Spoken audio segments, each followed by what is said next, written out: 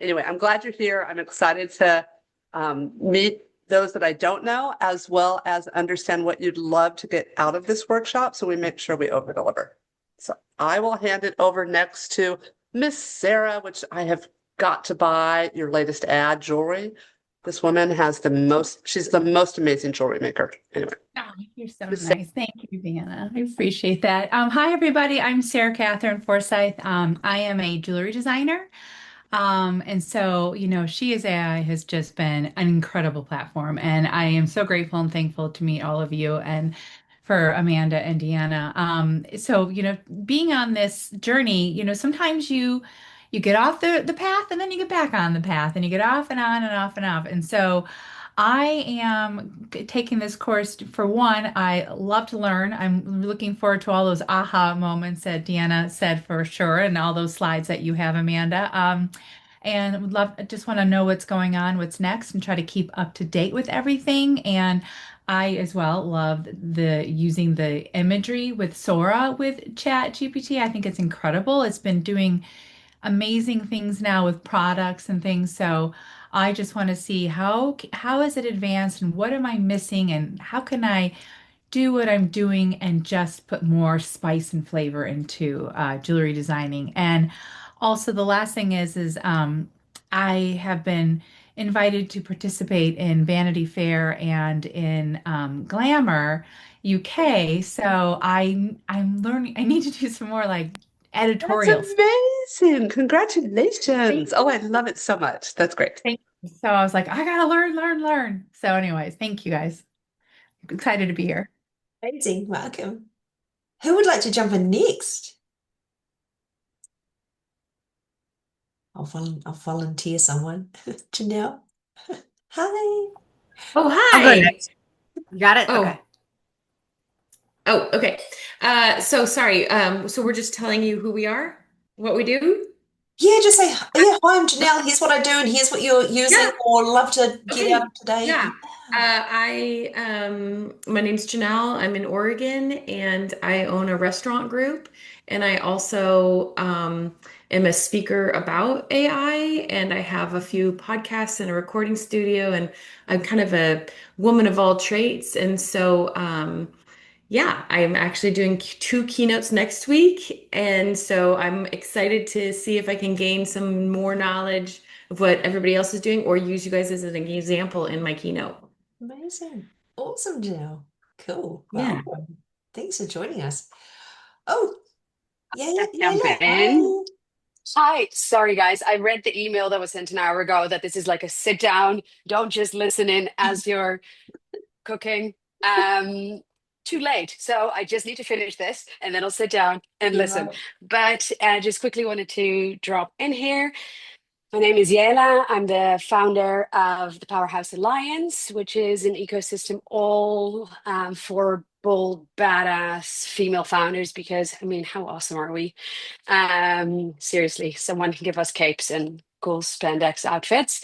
And what we do for basically for ourselves for, for us is also have a podcast, the Powerhouse Diaries. Amanda was a wonderful guest on there a few episodes ago, um, and where we tell the real stories of what it takes to be a female founder, not just a curated hashtag I woke up like this.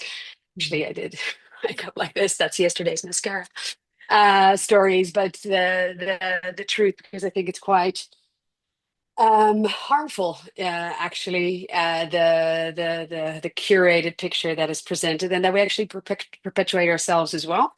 So that is what the podcast is about. I am about to launch a platform which is all about creating real, meaningful connections, collaborations, deals, instead of just like another empty network. And I'm excited to learn always something new about AI. I am a very untechy AI geek. I just deployed my first agent that's half working, half fired, half hallucinating.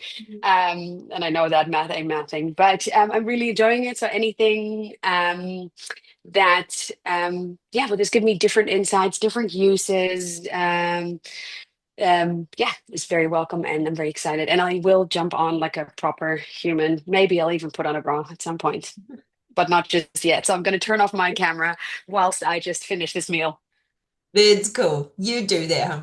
I love that people just show up and you're here. That's what matters to me. And you can cook, but we do love this to be an interactive session so that you'll get the most out of it. And we hope that we can help you all. Cheryl, would you like to say hi? Hello. Hi. Hey. So my name is Cheryl Masters. Miss I you, work for a Cheryl. living. Hey, how are you? So glad you're here. Thank you. I'm happy to be here.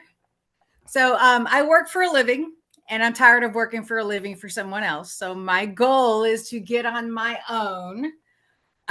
So right now I am a property adjuster and I'm what's considered a catastrophe property adjuster. So I travel 20 days out of the month. Okay. And I'm ready to go home and stay home with the hubby and the cats and all that kind of stuff. So a lot of what I'm planning to do is I'm working on creating my own training program to teach people about homeowners insurance because most people don't know what they don't have or do have and what to do in situations. So I'm looking for ChatGPT to help me to get it all organized, get it set up, and get it to a point where it can run itself. So if people go out and purchase the program, they're going to be good to go with it and so forth. Very novice in AI. I know of it, just don't ask me what to do with it. And that's where I'm at. Awesome. Awesome. Thanks for coming, Cheryl. And that is a job I've never heard of. Honestly, that's so interesting. Oh, cool. Rachel, do you want to say hi? Hello. Hello, everyone. So happy to be here and learn more about ChatGPT. I'm the editor of the She Is AI magazine and co-founder with Amanda, and so learning as much as I can about ChatGPT while I'm editing articles. It's not all done manually myself. There is a lot of help from ChatGPT, and there's always something more to learn. So, yes, happy to be here. Awesome. And Awesome. you're the most amazing AI artist on the planet, just FYI. Just throw that in there. Yeah. Screen sharing. Where am I going? Going to present mode. Present view. Should have done this before, but there we go. Make sure that you guys can all see that. I'll make sure that I can see my screen. There we go. So we've got you guys, we've got the chat, we've got my screen. This is amazing. Okay, and we just wing it. I like to ad lib my way through it, so I don't have a lot of speaker notes or anything secret. It's all on the screen, and we're trying to give away everything we know today. And I know that you all sort of mixed bag. I think this is a really nice mixer presentation. We want this to be interactive. If you've got questions, or drop it in the chat, or like just put your hand up, or just say yes, we know that. You can move on. Or you got like a question like, oh my God, go back. Don't even know what you're on about. Please tell us. And then just Deanna and I will just fire through everything today. So we're just saying welcome. In framing this workshop as we think about how we're not just using, a smart Google. We are training AI every time we prompt it, every time we use it. We're all about ethical AI use and prompting like we're training a new human to live its best life. We reflect empathy, diversity, and human-driven AI in everything. And when we say to people that you're the mother of AI and you're literally shaping it every time you use it, people are like, oh, whoa. Like some people are still like, oh, I just think it's a smart Google. And I'm like Googling recipes and stuff. I'm like, oh, babe, you shaping the future. So when we think about it with that lens, everything we do comes from a place of using it human driven and ethically, first and foremost. This is just about us. I think you all do know us already, but we're just going to put that in there, that the points of traction that we've built as a small team, bootstrapping this organic growth in 1 year, is pretty massive, and we're really proud of that. How large we have become in literally just in a year, I think it is now. So yeah, but I think you all do know what we do and what we're about. Today, we want you to leave with feeling like you've moved up a step in your use of ChatGPT. I know some of you are using it a lot, some not at all. Even if there's some gold in here, they go, oh, yes, that was a light bulb, or that was great, or I've learned a new frameworking method, or can think about something else new to take away in my day, then we've done our job. The agenda, we've broken it into chunks so that this is easy to follow. So we do go over foundations because we want everyone to feel like they're coming at AI with the right lens and the right approach and the right understanding what we're even doing before we start prompting. And then we've got some agents and use cases and resources and fun stuff and all the things at the end. So parts 2 and 3 are really interactive. Part 1 is just like making sure you all have a fundamental understanding of AI, what it is and what we do. Because when I talk to a lot of women, and Deanna, if you want to chime in and say anything, please interrupt me or chime in if I just run away with my thoughts. So, No worries, I will. I just stopped on mute because the dog is panting, or That's cool. I'll definitely jump in That's when you need me. cool. That's cool. So when I talk to a lot of women and they say to me, oh, look, why AI? It's just another thing I've got to learn. How's it going to help me? Like, I think you guys all get it, but it's like, where do I start? And when I explain it to them, they go, oh my God, yes, that's helpful. Oh, I see what it's doing now. It's like the co-pilot is the best word that I'm seeing. It's used everywhere. The co-pilot in your life. And we'll say a term today. It's like having another wife or your second brain, and like literally that can amplify or augment us in our thinking, in our work. So the terms we're going to use today is AI is the concept of the entire infrastructure of a thing. AI isn't just a tool. It's an entire infrastructure layer. Like marketing is AI and Facebook is a tool, right? ChatGPT is a tool within the AI umbrella. Machine learning is where the machine is learning based on training data. So you would have heard a lot about how it's trained on data that it's been fed, which is inherently biased, I'm afraid, on largely Western American information. There's a lot of data, less than 4% of the data in the world has been trained on the Latin American market, for example, or Black communities. So there's massive gaps for training AI to be more diverse.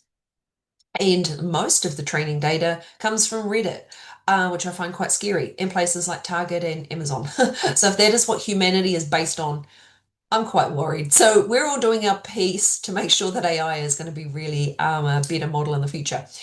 And what we're talking about today in that ecosystem is LLMs, or large language models, which is ChatGPT or Claude or Gemini, any of them. They're basically like your cell phone. It's using predictive language patterns to predict what should come next in the sequence.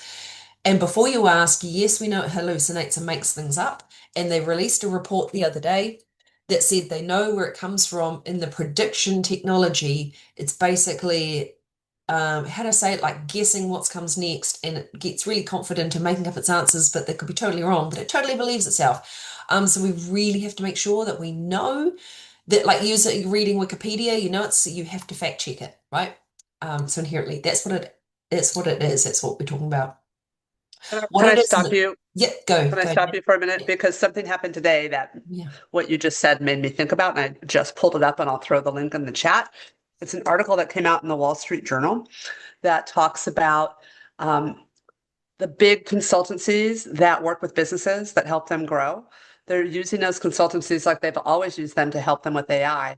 And those consultants are failing because they don't know what Amanda is teaching right now. They don't understand how to implement generative AI in these big businesses because you can't just plug it into the normal model. It's a completely different animal.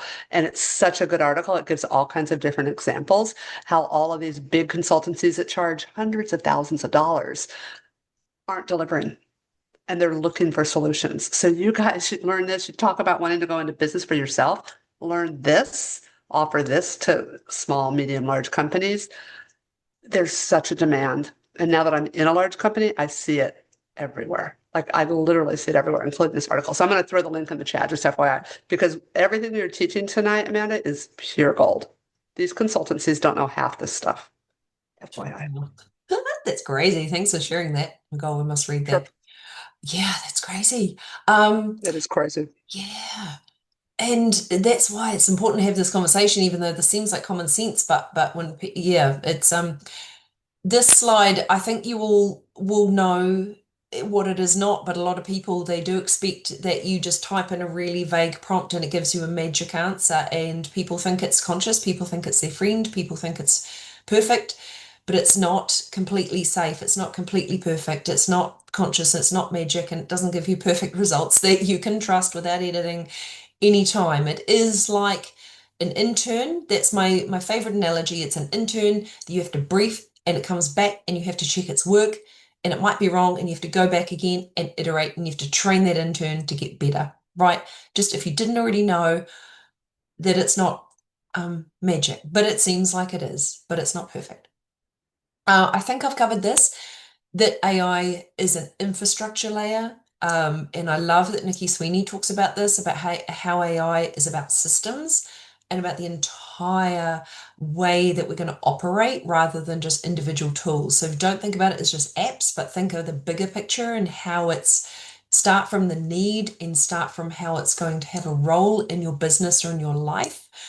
Otherwise, there's over 15,000 AI tools. You'll get lost in the jungle of AI tools and you'll miss, really using it very intentionally, is the best way I can say that. So if we've all been living under a rock, I think that you know that basically ChatGPT, it's a generative pre-trained transformer. We've already gone from model 3 to 4 and now 5. Wait, I have to stop. How many people knew that that's what that stood for? Because I didn't until I read the slide. I work in it every day. That is awesome. Just FYI. Yeah, and it's like GPT. We just thought it was the name of the brand name of the app. But when you realize, oh, that's actually what it is. It's a generative AI technology. It is pre-trained on data and it evolves. And we're like, aha. And it has evolved. And it's not like iPhone 1 and iPhone 2. Now we've got iPhone 16, right? But this evolution was a bit more into a movement towards agents and multimodal, which means it's imagery, it's agents, it's chat, it's everything in one platform, where it's a massive evolution for technology. No, I know it's not perfect. No, I know they've had teething problems. Yes, I've read the news, so we know it's not perfect, but it is evolving fast. What this matters is we've moved into a world where it is better reasoning, better thinking, better memory. It's got longer memory. The memory is the problem, by the way, guys, like the one that all the data centers that are housing the data that we're using and boiling the oceans, and the one with the issue is what takes the data is the memory. If you want to imagine a library and every word that we've ever said and ever asked has to be stored in that library, that's going to take a massive amount of space, and that library is going to be data centers, and those data centers have to take power off the energy grid, which can't support it. And so now they're putting those in the ocean to keep the servers cool so that the servers don't go down, so that we can all have our memory stored in ChatGPT. So massive infrastructure problems. So that is why the biggest problem is scaling memory.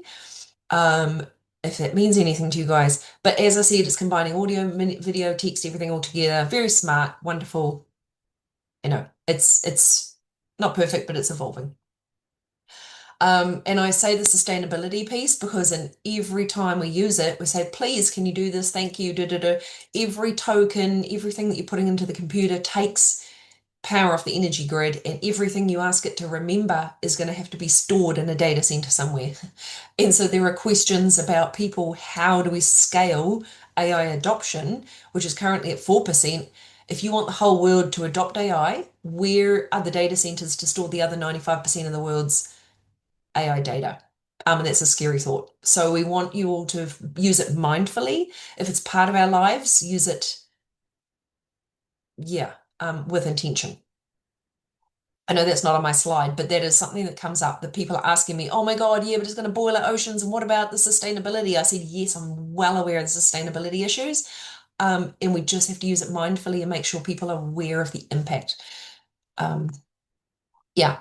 If you guys didn't already know, I think some of you are power users, but honestly, it took me about 30 seconds to think of all the 30, 20 things that it could do for you right now. That I talk to mums, and here's all the ways that they're using it, like meal planning, strategy. I use it for my daughter's health, for my partner's health, for like diagnoses, meal plans, notes, actionable plans, summarizing things, social media, content, laws, trainings, everything you can imagine it can do. So that's why the power is in using it like a second brain.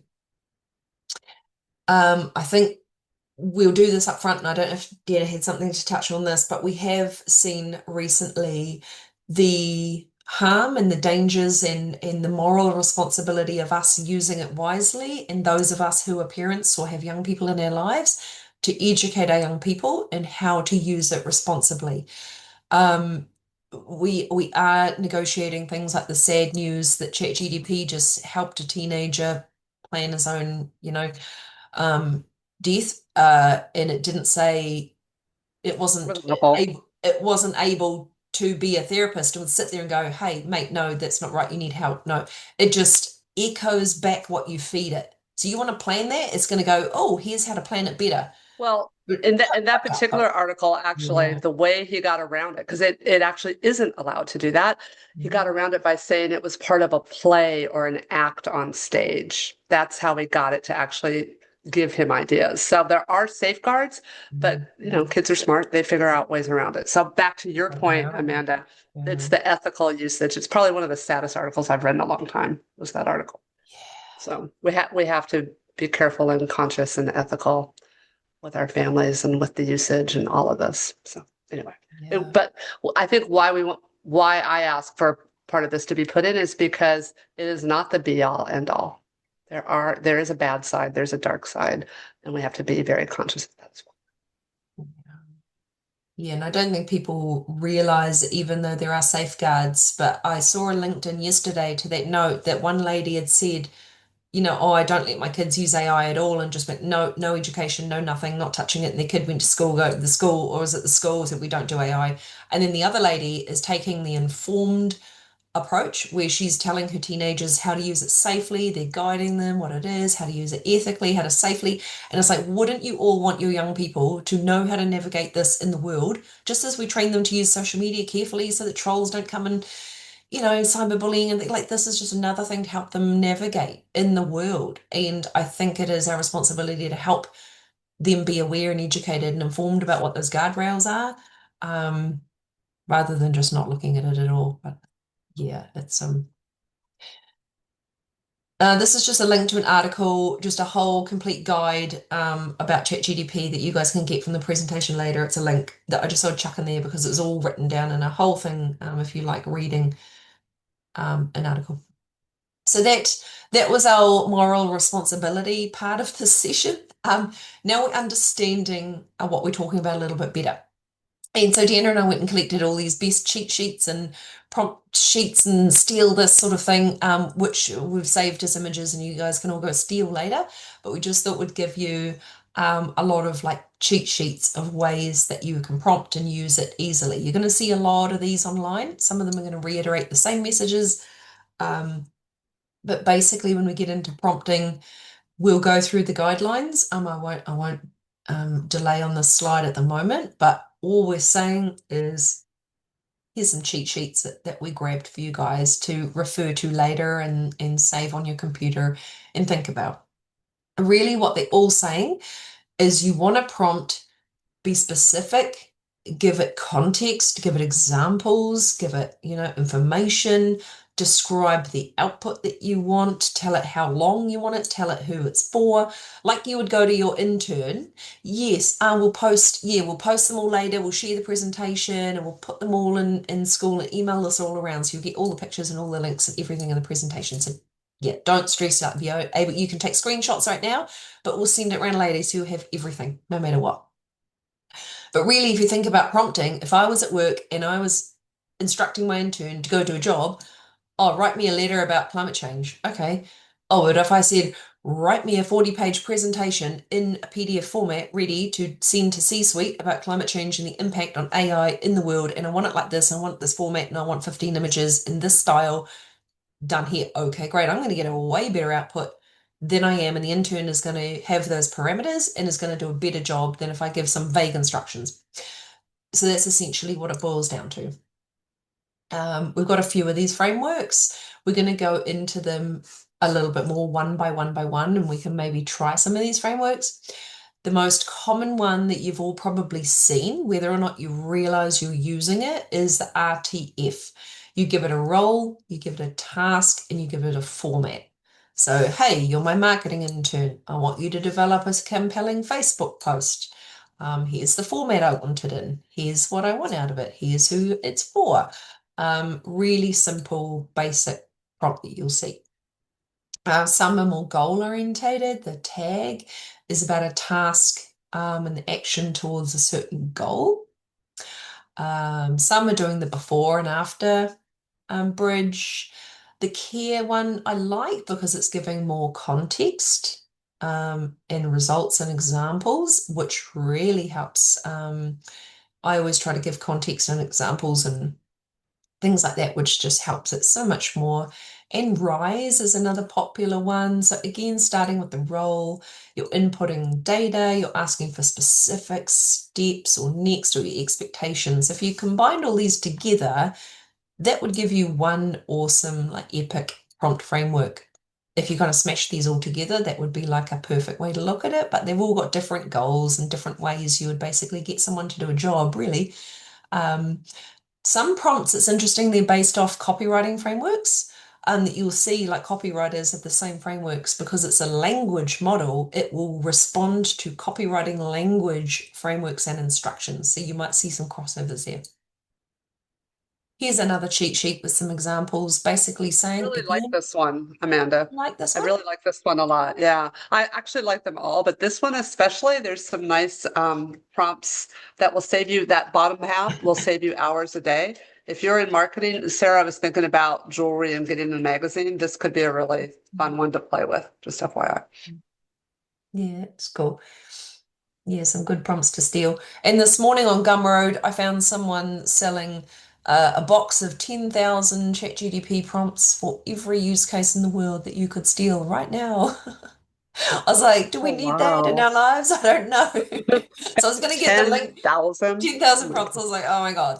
So yes, everyone's got prompt libraries and everyone's got boxes of prompts and thousands of prompts for this and that and that and that, but you can make them up yourself. But if you get the idea of the basic structure of a prompt, then then yeah, I find lots. I had a Google Doc of 800 prompts, and I just got over it, and I was like, oh my God, there's people just already have libraries of prompts, and it's like, why am I trying to replicate what everyone else is already collecting prompts? And so I just stopped and kind of make my own. To be honest, on a case by case basis. But when you know the frameworks, then you can just make them up. What you need. Here's another complex cheat sheet. Different ones for sales or marketing and designers, and research some use cases about the ways that you probably ask it questions or think about. And there's general ones, but see, they're all very short. The prompts I like are longer and more descriptive, rather than really basic short ones, but at least it's going to get you part of the way there. When you're thinking about roles, if I haven't already explained this, giving your chats a role.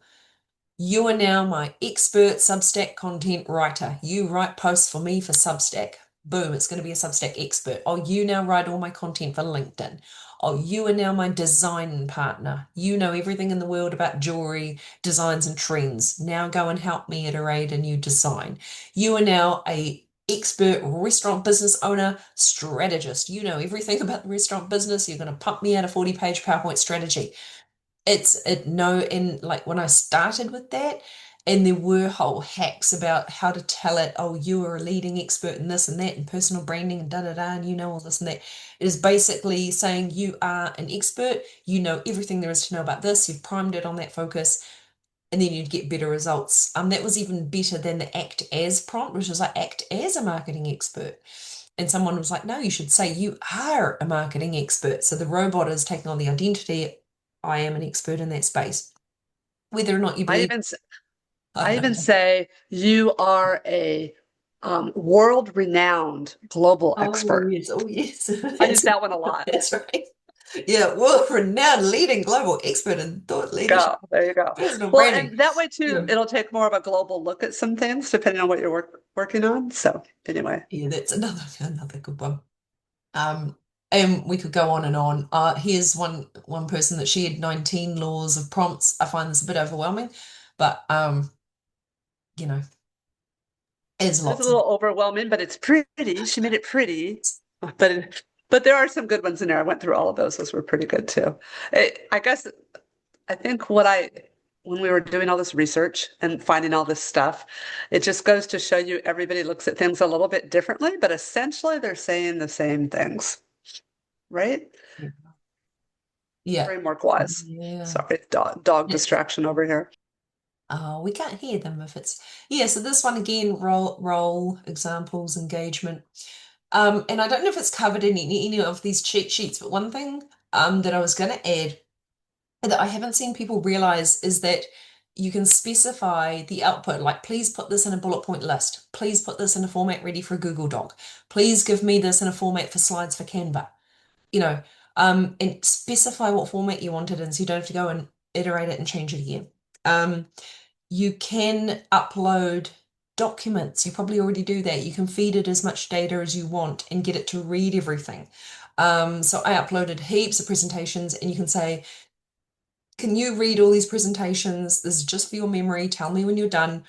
Before we proceed, is that okay? And it will go, yes. And you feed it all its data, and it will go, cool, I've read all that. And you go, all right, now let's proceed. That's a basic one. Second tip that I learned was if you're putting in data as a reference data, put it in brackets. So please refer to this example email below. Bracket, email, bracket. Now write me a post based on that email. Boom. Or here's a second email example, bracket, email, bracket. Read this email, combine these emails together. So you're putting reference data in a container so it knows it's referring to the data, it's not part of your instruction. Does that make sense?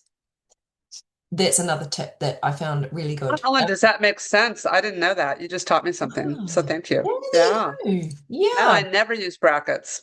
I use Ah. quotations quite a bit, but I never use brackets. That's cool. Quotes is good, but the square brackets apparently are the best ones, but you could do curly brackets, but square brackets, literally Cool. any what I call reference data, anything you go, here's an example, here's this, take this email, bracket, email, bracket, reply to that email. Good to know. Love it. Yeah, so I do that every single time, and everything it nails it. Whereas I see people that are like, I use Wayne as an example, and he's prompting just a long random, and it might not be as exact because it's thinking that his data is part of the prompt and he's mixing it all up and stuff like that. So the clearer you can be, like when I studied programming language, literally you're writing like a robot. So the more you can go, if X equals Y, then do refer to data, then this in this format. Like the more you think like that, the better results you're going to get. The more that you ramble, like you're going to ramble to Google, you're going to get a shit Google result, aren't you? But the more you put parameters in Google, the better Google results you're going to get. Is exactly the same. Yeah. That's cool. Those are just some tips that I didn't know were in here that I wanted to mention because they make a difference. Here's another, this is a funny one, basically saying now everybody is using AI to write all their articles, and you now uses in today's fast-paced world, or this or that. There's phrases that we're going to see popping up everywhere. Unfortunately, all the articles now start with the same thing. So SEO is going to be a little bit tricky because of everyone's articles using the same phrases and the same stuff. You're spitting out the same phrases that I'm sure some of you have come across.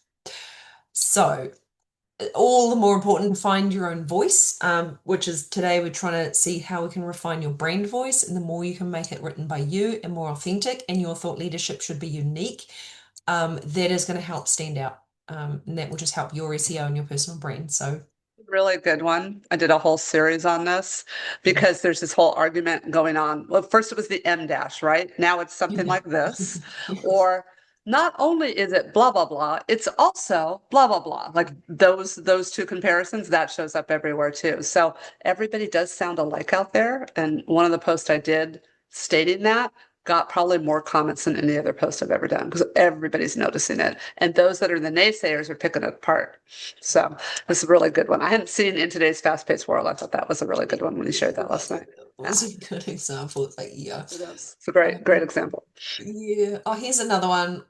Like these look cool, but they're overwhelming, and I'm just like, oh, that's so much. But it's just like, it's just saying, be concise, be constrained, be clear, give it a role, give it a format, give it an objective, give it a task, specify the format you want. The same stuff, it's just everyone's presenting it differently. So yeah, you've got different ways. You guys used modes much in ChatGPT? Do you know what modes are? You know that there are modes, so you can, when you go to chat, there's a little, is it the little plus, and you can select a mode if you want it to be in study mode. It will be like, oh, okay, I'm now in the library, I'm being your study buddy, and we're going to do a summarizing, explaining kind Amanda, of. do you want to pull it up and show? Do you guys want to see this? Because some of you use this, some of you don't really play with it. Do you want to show rather than just describe it? I mean, we Yeah, have time. sure. Yeah, shall I Would just you guys like to see that? say? I can't see the chat, or I can't see the people, so I don't know if that's a good idea or a bad idea. To show them where the modes are. Yeah, this is There you go. Cool. modes. So we've got agent mode, research mode, create image mode, study and learn mode, and more. You've got Canvas, connect your Google Drive now, connect your SharePoint, which I haven't done, and web search. So, and add photos and files. If you're not already leveraging that, if you want it to refer to an image or a photo, like you've got a jewelry image, or you've got some research, or you've got a presentation for your restaurant business, you're going to upload these files and get it to read them and refer to that. Yeah, so that's where you're going to find modes, basically. Now you can see all my secrets. Oh, but yeah. You're sharing all your secrets. It's Oh, okay. yes, that's right. Now, so yeah, that's where modes are. So, enter full screen mode. So those are helpful. Again, I know that we've got like Perplexity and you've got Claude and these different models that do different things, but this just helps focus its brain a little bit into different modes. If you really want to do strategy or creative or study mode, like students want study mode, that's been quite effective. So yeah, just if you didn't already know they were there. So that was that part. Now we're going to get into let's trying to do some prompting. Yayla says, also relevant if you share results instead of copying them, it gets indexed by Google and can be public. Do you want to Came explain out what you mean? it came out a few weeks ago that like people's whole conversations with AI were made where if you Googled their name were just in the Google searches of like huge companies and stuff. So if you the minute you press share your result, it becomes public domain and therefore can be indexed and found. And I was just thinking of that because you said like now you know all my secrets, which is why I always like copy or just make docs or artifacts or something. I thought might be helpful. Right, thank you. Yeah, we did see that, and I didn't put that in here. I think Teams, that isn't the case with Teams, but I believe, yeah, for general people, that's right. And you can turn off yeah, if you share within your company, it doesn't in Teams mode. And there's a way to turn the chat off. I had a slide on this later. I hope I added it in about just turning the data and privacy. You said don't train on did. the data, and Yeah, you have that slide in here. I hope I put that in somewhere. But yeah, there's a way to make it private and turn that off. But yeah, that's a very good point. Thank you. This might cover off some of the same things, but what we're trying to give you is different prompting frameworks, and maybe you want to try these as we go. So to summarize all the other previous things that we just showed you, context is great. examples is great. And constraints and examples, basically the best tips that we've had. So is anyone got a prompt that's not working, or a prompt that's messy, or you want to make a better prompt, or you're trying to do something, you're not getting a good result? Maybe we can use some of these as examples Yeah, today. let's do it. Um, Or you said if you have a what project, do you like think? whether it's the restaurants or the speech or the jewelry or any of, let's give it a try. Since we have a small group, it'd be fun to help. Try some. Yeah. Oh, now these are lovely slides that basically reiterates my other messages that I've already kind of covered. I knew I'd do that. Prompting is basically the best way to get the best results out of a computer and basically speak its language. Give it an out. What's the best way to, where did it say that? Kind of saying, is that okay? Or you're going to come back to me if you want to check that, or we're going to go again. Or like if you're going to say to your intern, give them instruction, give them an out so the intern can come back and refine or check or not know that's going to be perfect. Like you're going to give it the opportunity to go, oh, I can't do that, or I don't know that, or ask a question or come back and do it again, something like that. So it doesn't hallucinate. Yeah. I don't know if I explained that right, but just so it doesn't hallucinate. Or you're going to go back and fact check that, please. Give me citations, give me live links. Yeah, Citations and links, and then go check the citations and links always, because sometimes they're super old and they've completely changed. yeah, yeah. Or they're Or not there at all. yeah, it doesn't work, or it very confidently gives you a link that it goes to a dead 404 page, or it very confidently gives you a name that's not even relevant. So I like always go back and Google them, double Always check. check. Always, yeah, like always check. Always. And iteration, like you always are going to expect to have to go back and iterate it again and get it better. And there is a term one-shot prompting, and you give it a very good prompt and you get the result and bang, it's nailed it, great. But that's not all the time. So be prepared to go back and go, oh no, that's not quite right. Or here's what I mean. This is what I mean. Go back and do it again. It's just going to get trained better and better and better and better. So I think we've covered that.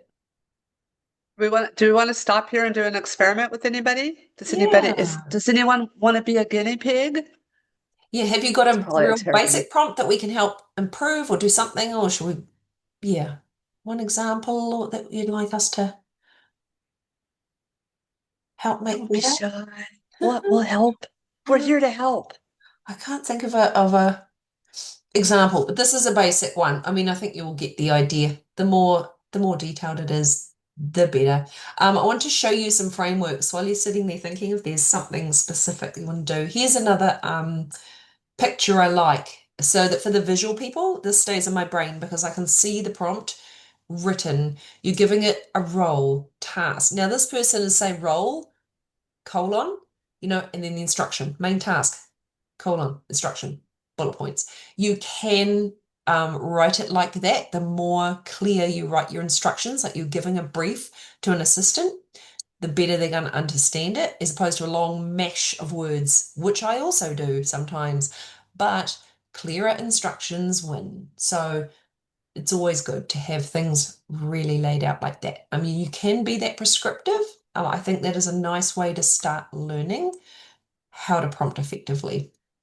Now, if you guys want to use these as we go, these are the examples. So if you've got your computer open and you want to try, first one, daisy chaining. Some of these seem like quite similar, so we'll try to explain them so they make sense. So this is like, if you imagine literally a daisy chain, one prompt might get a result and the output becomes the next output, the next output. I think I do this quite a lot. What's an example? Deanna, like if I have a prompt, take this article, take this email, then you're going to turn it into this. Oh, then I had a thought, but someone asked me to put this in here. So we're going to add that and it gives me another result. Okay, now turn it into a post for this. Okay, good. This morning, maybe as an example, I use it to iterate things in steps like, oh, here's a thought. What do you think about that?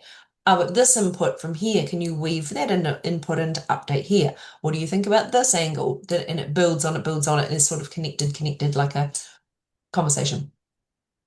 That's how I think about it, but I don't know if that's right. But this all could be like a quiz one.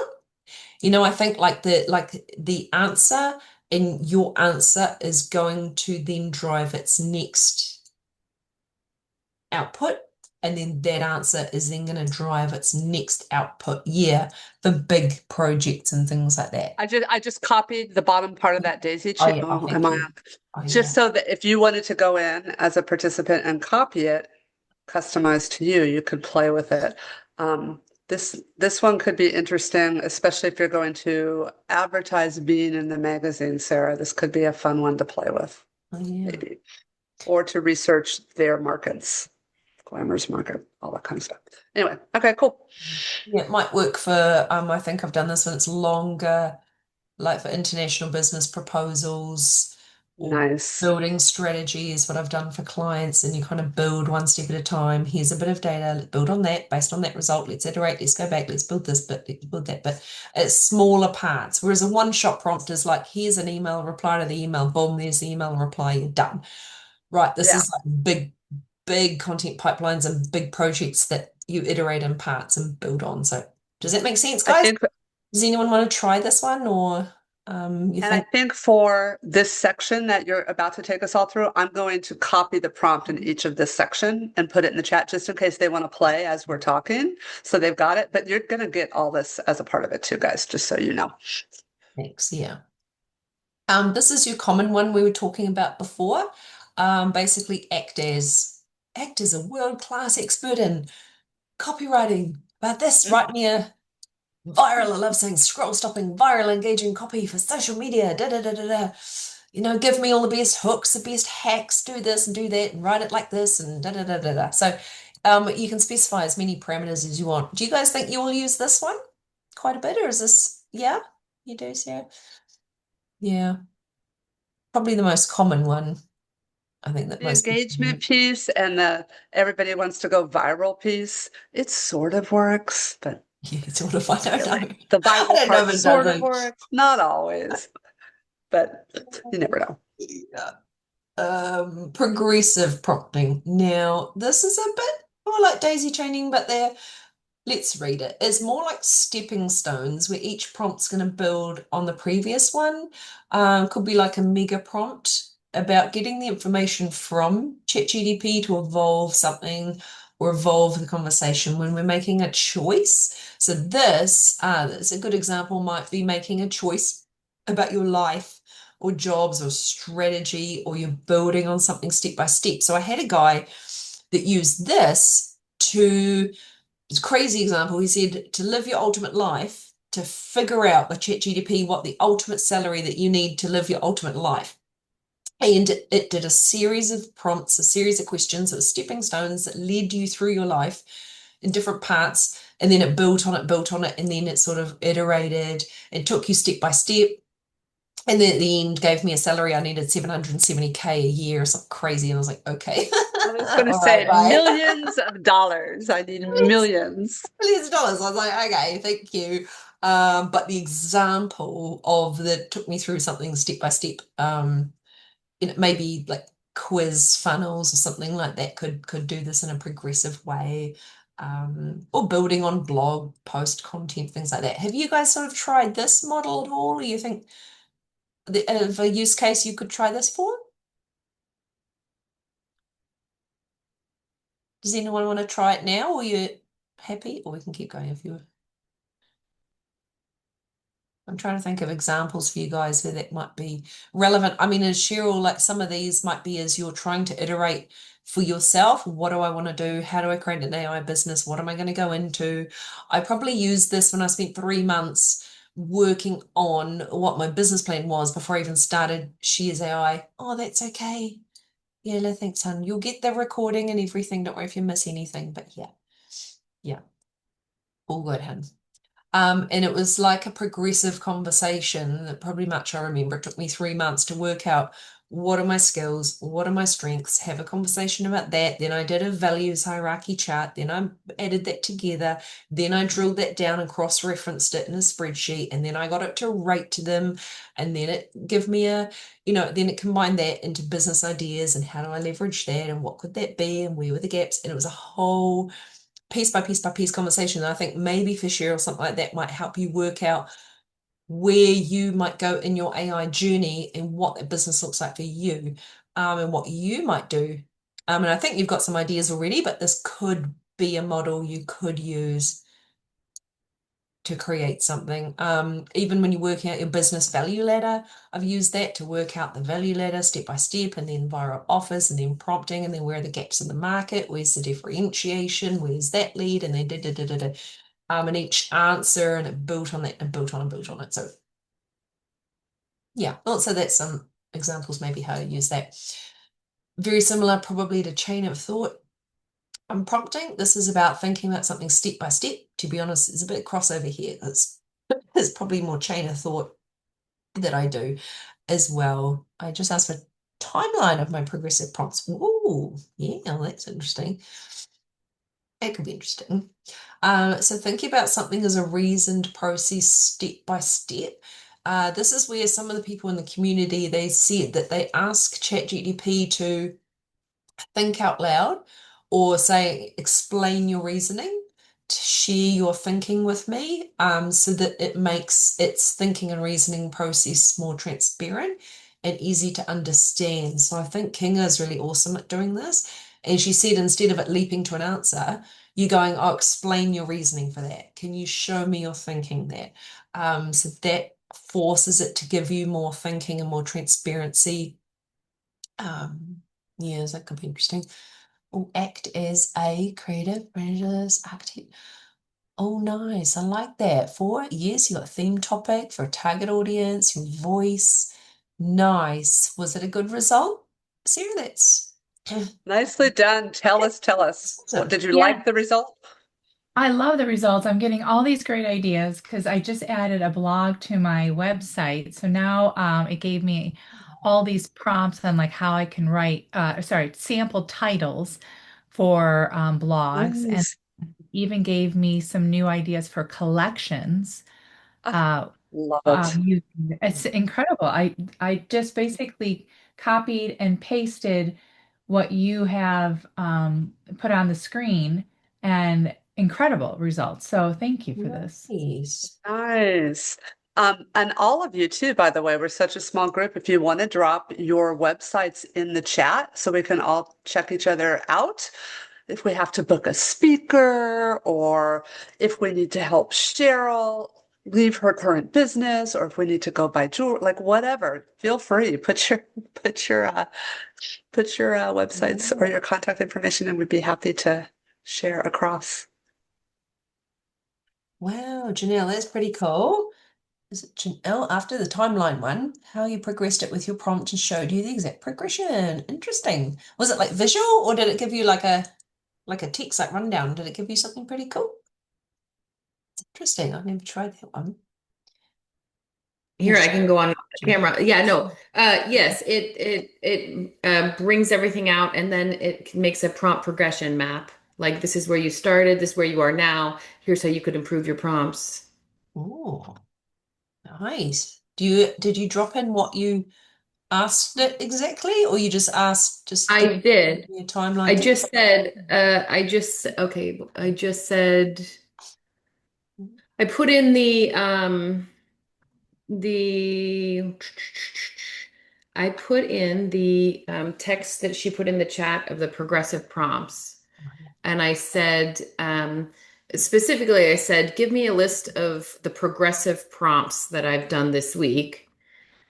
And then it listed some of them. And I said, now go through a timeline of all of my progressive prompts that I've already done, and give a timeline. And so then I got to see all these things that I've been working on.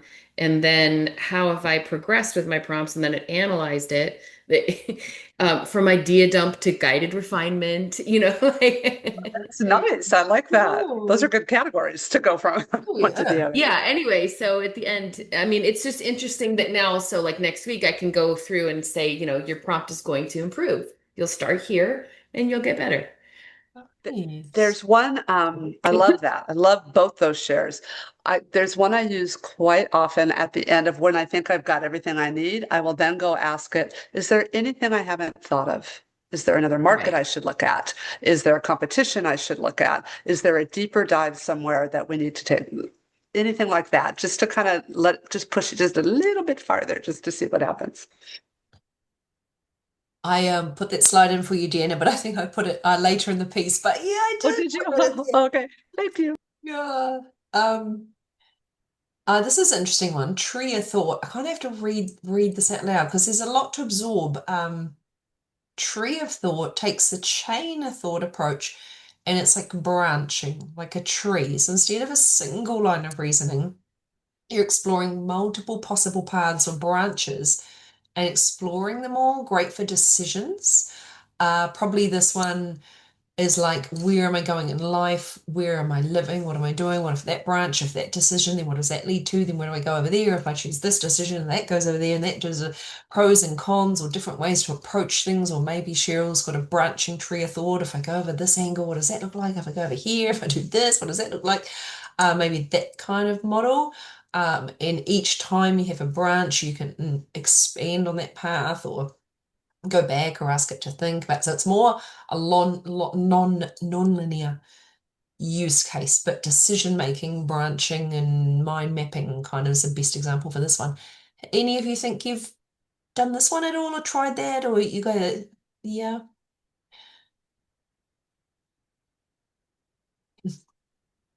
And this one, if you've all GPT stacking, I know especially it works if you've got custom GPTs that you're using one.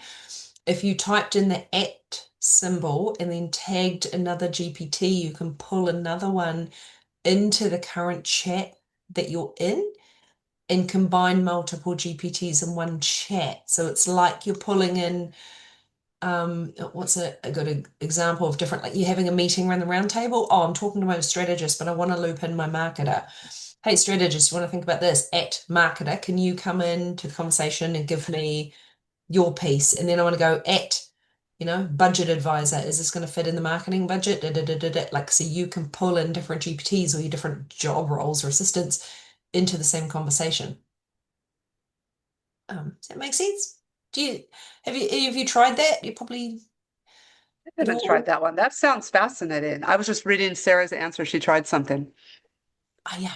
Okay, let's have a look. I got this primary questions. Nice. So we'll go back a step for that. So where I was doing something the other day working on visibility, and someone said you can ask the robot, what is the key question that your target persona or your ideal customer, what's something that they are asking themselves right before they come to you as a customer? So you know exactly how to answer their question. How am I going to help them? What do they need? What are their pain points? What keeps them up at night right before they're going to come to our business and engage with us?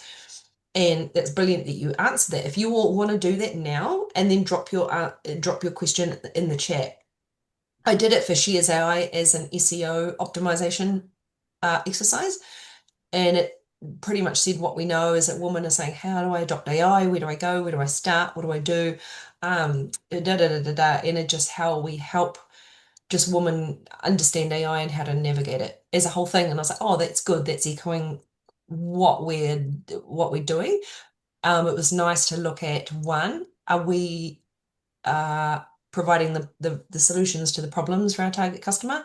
Two, it helps you look at SEO for your site. Maybe, Sarah, have you got information and copy on your website that expresses all their questions? Are you answering all these questions? Is that something that you can put in FAQs on your site? Is that something you think you're addressing? That opens up more questions to explore in your company's marketing for all of you. You guys got any other questions or thoughts? I just thought that was another really interesting experience. just as you've all got marketing and brands to kind of think about as well.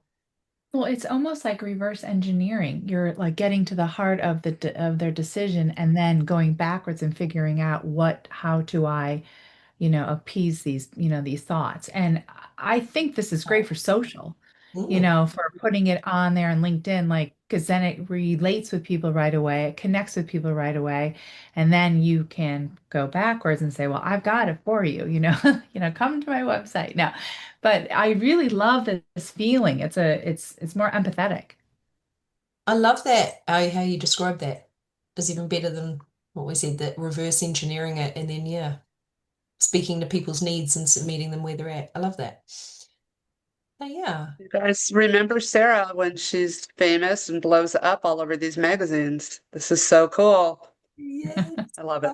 I think so. Thank you. So we did that one. Then more, I think that was all the major prompt frameworks, guys. So yeah, hopefully that gave you some examples and ways to think about the different prompt. Yeah, you did, you dropped your website in. I just saw that in the chat a moment ago somewhere. It was up there somewhere, wasn't it? I just Yeah. added it because I just went to check it out. So it's beautiful. Yeah. Yeah. Yes. Okay. So there's something else that I mocked up that I would be interesting to test, an inclusive prompting framework that you may have all seen that we made a prompting playbook, which is helping women prompt more ethically. And so part of that, oops, touched my keyboard. Part of that was trying to put in more intention and ethics and diversity into our prompting. So what I'm trying to do is to say, well, if we started our prompts with some more intentions and human and ethics before all of these other things that we've just seen, you'll notice in all those frameworks, no one mentioned diversity or ethics or humanity or humans at all. It was like, here's the job I want to do, give me the output. So if you want to follow along with this prompting framework, I'm trying to say if we get really clear and aligned with our intention first with our prompt and give it a bit more ethical humanness first, that might help us all be better prompting and make the robots be even a little bit more human. So I'll run them through and then we've got a space to pause and try it. So firstly, your intention. Then you obviously add a role. Then we're going to go through the prompting framework, then give it the context, the examples, the data, reference data that you're now going to put in brackets.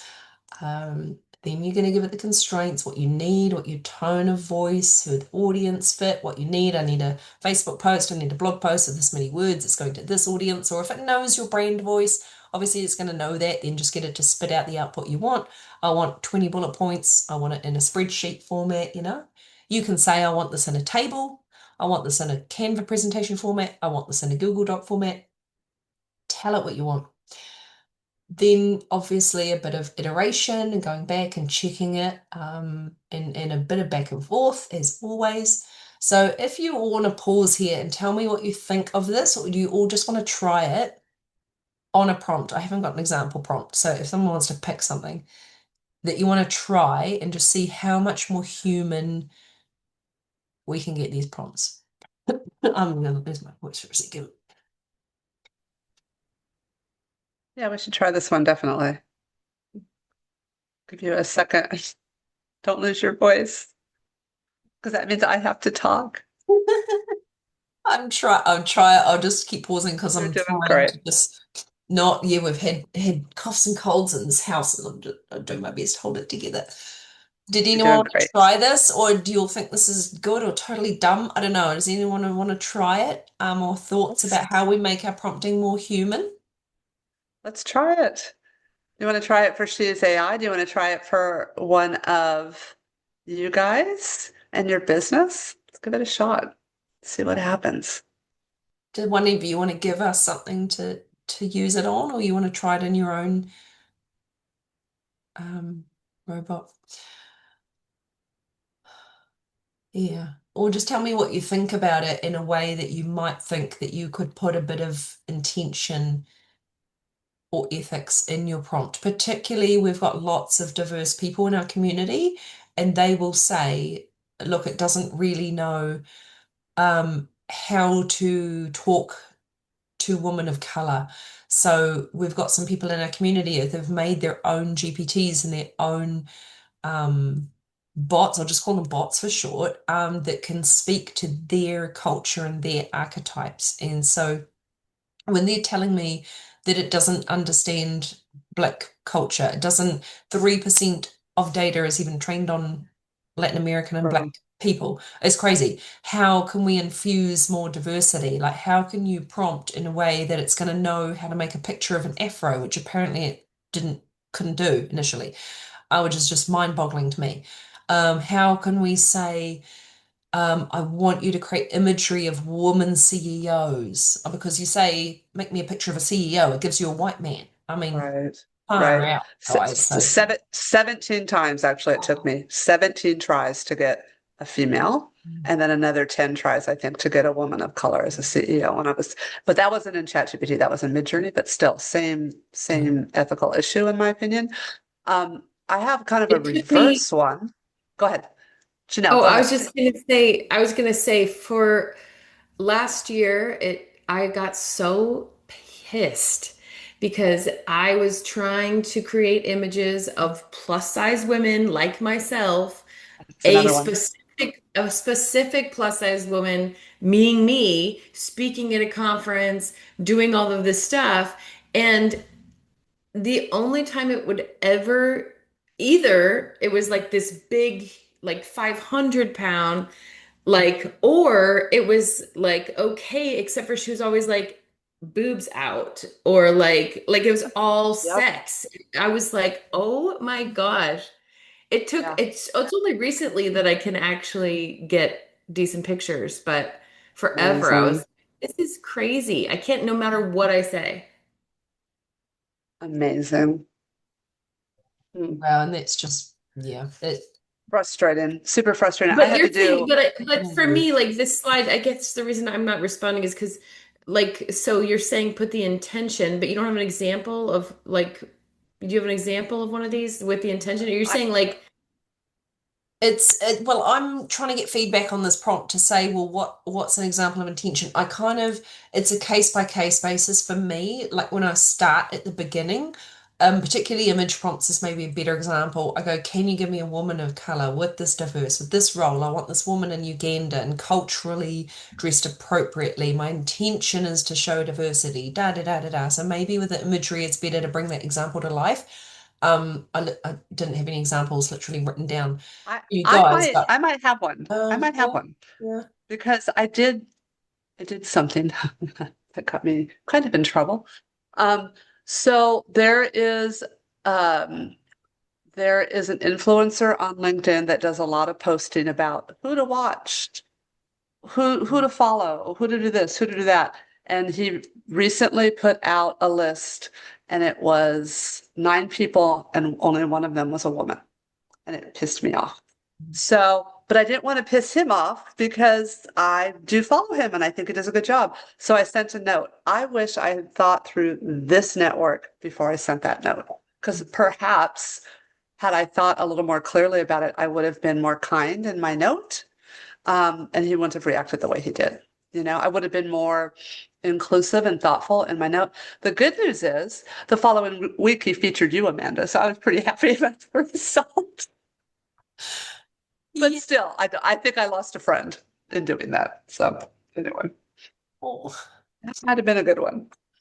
I mean, I understand the intention part, like, okay, my intention with asking you this question is to, I don't know. It's just, I think a couple examples would be good to put, um, Yeah. because to me, some of the intention stuff would go into the constraints. The constraints would be like, I don't want you to only put Caucasian, 5'10", 120 pounds women. Like you need to put in, so I don't know the difference between the intention and the constraints. And except for if you're talking about like an actual intention, like emitted emotion or something from yourself. It could be maybe emotion's a good one to look at it, and this is very good feedback. Perhaps when we want to make something a bit more human, we are writing it with emotion. Like a lot of people are just very focused on the business, Right. or the outcome, and not a lot of people are talking about just what's the ethics here? How are we putting the human emotion in this? Yeah, or Say the feeling it's tone, something like yeah. that. Yeah. So I think just writing this with feeling, my intention is to write this email to a friend in this tone of voice, to express this, to be that. Like a lot of it's yeah, I think it's about that. And someone asked me the other day, I was having a conversation actually with the mother-in-law who's a psychologist, and she said, Amanda, as you guys are all teaching people this, where along the way are you teaching people to have a feeling in your work? It's very easy to do the business. The example, make me a viral GPT offer for it's going to go viral and get me in the business cases, write this email, write that, but where, she said, are you making it human first with feeling? And so maybe you're right with the emotions and the feeling and the human led coming in front and center. I may not have nailed how we're doing that, but I want it to be front of mind for people as we're working with these things, that we don't get caught in the technology and people will just be using it and outsourcing our brains, and we're not pausing to keep the emotions front and center, you know. Well, and I think that the what you said originally about that we are creating this AI, we are the birthing this all together. And so as we are birthing this all together, we treat it like that. And so we are giving it some care, you know. Yeah, it's like that. I think that's just all I think I'm trying to just make sure that's in there somewhere. Yeah. Deanna, I don't know if you saw my note. If you can just, because I've got all these things open, Yeah, share the I'm Zoom link. trying something right now using this framework and I'm going to paste it in the chat. I had an idea while you guys were talking. Like I'm trying to see if I can get it to work. So I'm logging into OpenAI right now. Did you need me to do something else? I'm sorry.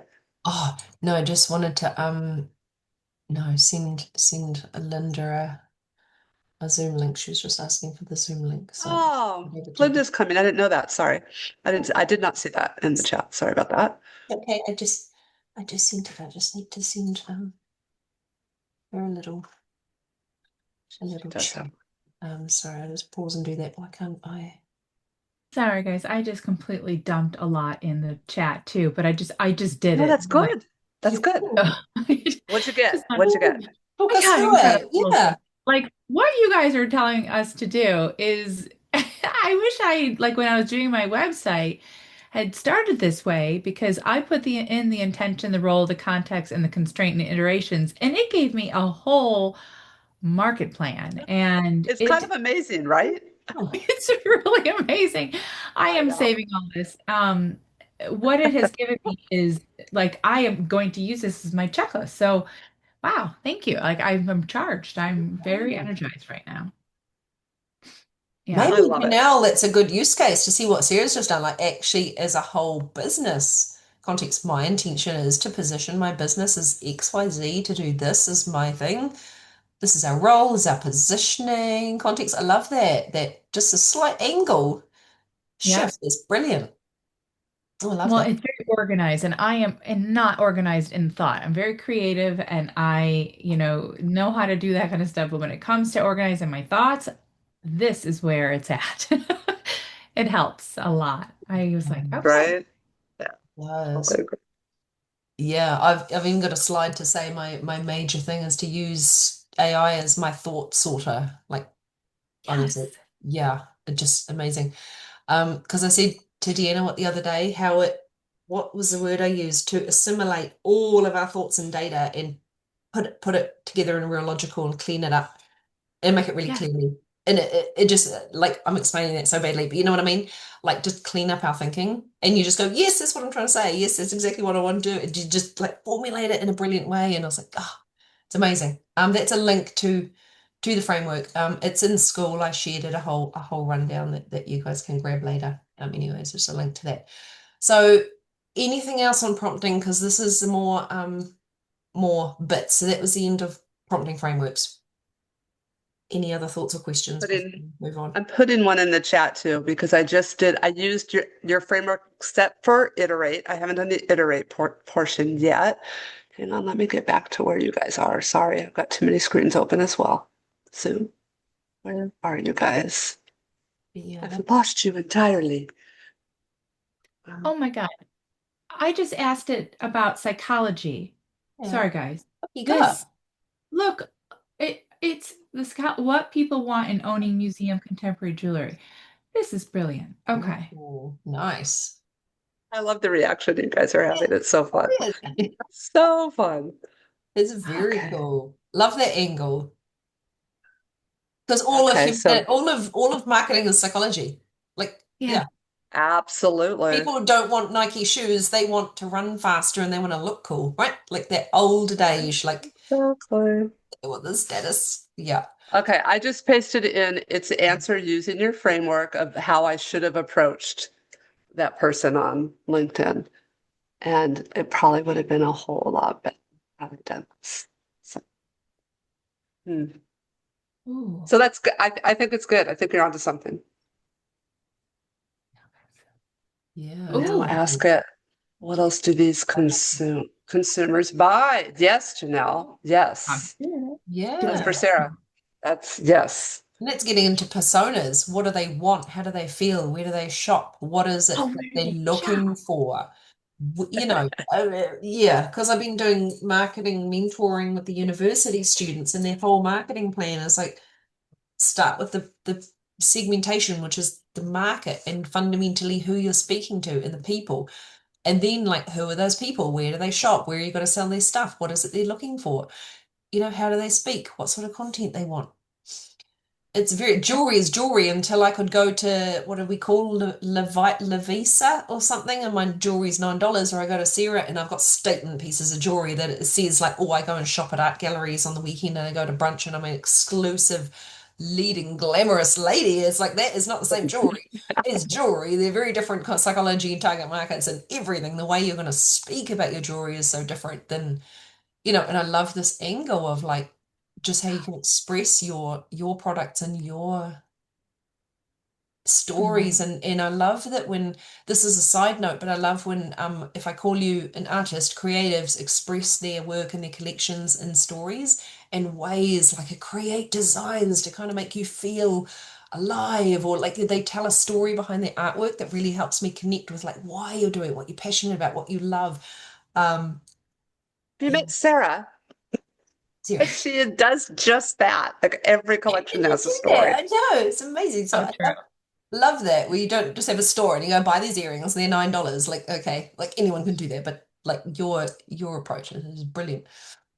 Anyway, I'm rambling. You know all that. So let's move on to oh, we've got another little slide about this. So yes, I think we've covered that. We've watched out for hallucinations, haven't we, guys? We've watched out for bias against gender, CEOs, male, female, culture, over-reliance on AI. I think we've all gone the track. We're like, oh, it's so easy. Oh, it's written me everything. It's amazing. Oh, no, I have to go back and find my human voice again. Oh, I have to go back and iterate it. I have to make sure it's human and it's me. I know that the girlfriend trend, oh my God, so Nikki Sweeney has done some posts on this. She's like, don't fall in the trap of doing reinforcing blingy AI images that are going to be trained on the data that trains AI girlfriends. Like, let's keep everything human. Let's keep it authentic. Like Janelle, you're trying to create authentic imagery, and we don't want, like, as an example, Nikki said, everyone's trying to get the blingy avatar standing in front of the private jet on my Instagram page so I can sell more stuff on my Instagram, but it's not me and I don't have a private jet and it's totally fake. And like that fakeness, she's saying don't fall into that trap because that is reinforcing stereotypes that are just going to further feed that AI girlfriend trend where when I prompt imagery now, I'm like, make this woman a color, give her freckles, give her, she's a bit older, like she looks a bit more real, she's got a bit more wrinkles, like she looks real. So I really, and every time I make an image, I'm like trying to make them more human. And I've kind of stepped back from sharing like things that I think, oh shit, I'm gonna get caught up in this anything that's not authentic. Um yeah, I don't know what my point is, but just being mindful of what we're creating and what it's reinforcing in the algorithm. Well, it's interesting too. I'm sure you guys are reading a lot of articles too about, I think there was one a couple of months ago about a woman marrying her AI. Yes. I was like, what is happening? Like, how is this happening? Yeah. I don't even know what to say about that, but I know that a lot of us name our chat GPTs and it's our bestie if we need someone to like run something by or want them to challenge us. Because a lot of my friends they talk about that. Oh, I'm going to go talk to Lulu or I'm going to go talk to so and so, When and it's their chat, it's their chatbot. when we put on the Oregon Wow. AI conference, we had a section that people could submit art to. And over half of the art that was submitted was something to do with people in love with their AI. Are you And serious? yes, What? Wow. yes, Wild. Oh my God. yeah, Wow. it was bizarre. I was like, what? Like people had full-blown websites of their relationship with their AI, and they would, imagine themselves like they would spend all day like in magical fantasy land of their AI husband with them all around the world. And I Wow. was like, oh my God, wow, I didn't even know this existed.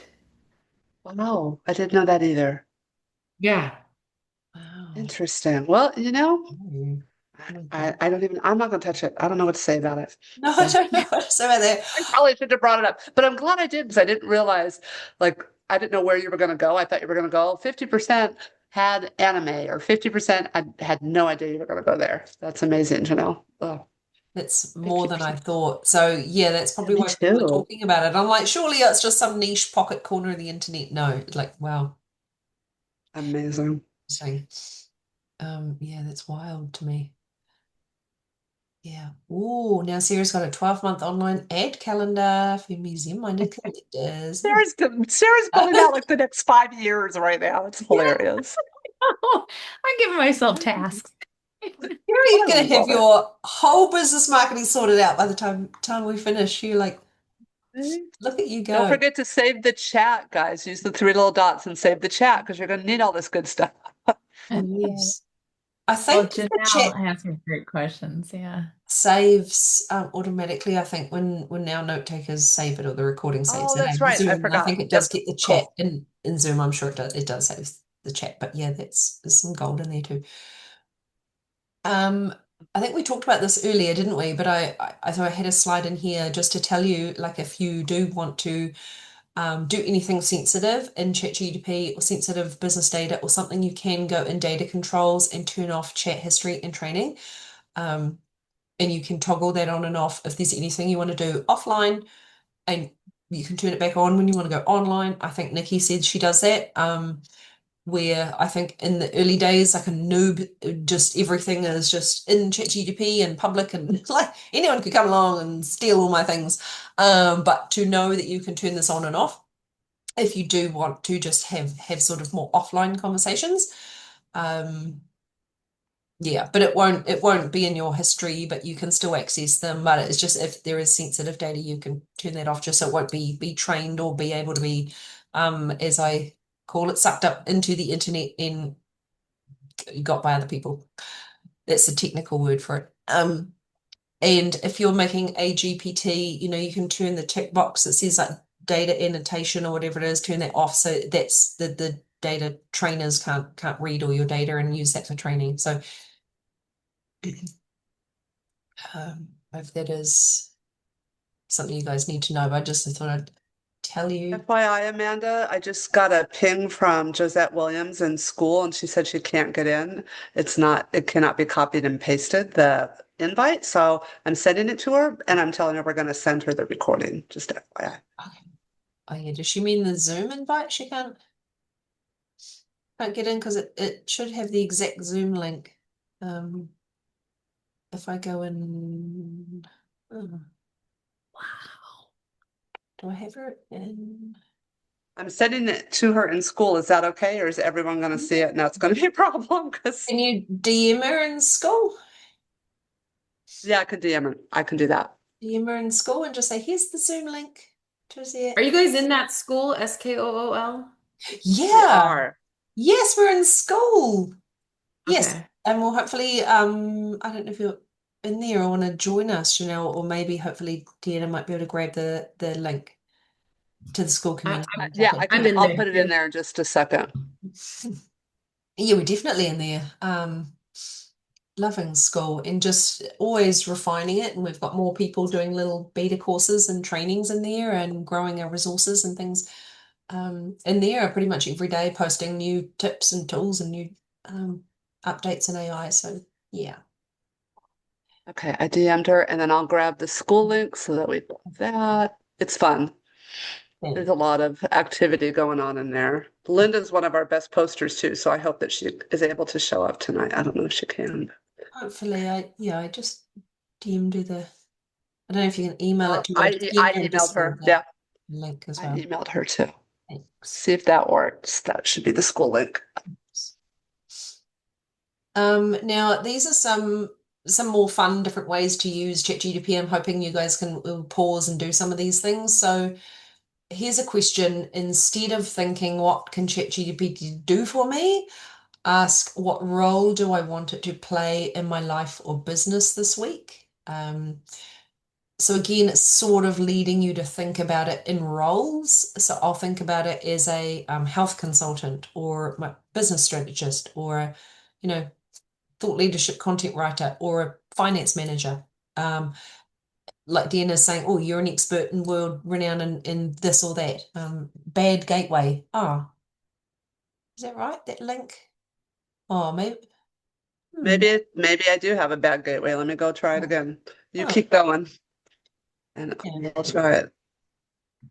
Oh, try it again. Yeah, but that is the right link. Do you all think that you think about chat in a way that it's like roles or tasks? Or tell me, have you all got different chats set up for different roles specifically, or do you just kind of randomly chat to it? Like Janelle, tell us how you use it because it sounds like you do a lot as well. Do you kind of structure it in that way? I really do like the projects. I don't know if you guys use the projects a lot, but Yeah. I do like, you know, I like working with the projects. Um, I mean, I no, I am all over the place with how I use it. I think I use projects as well, and now I've got like honestly, she's AI, and then I've got personal, and then something else, and then and I sort of group them. But in the work one, I've kind of got the school one, the strategy one. I got a finance one, I got a writer one, I got a Substack post one, I've got my writer one, I've got this and the one, and the email one, and all these things. So like, I try to.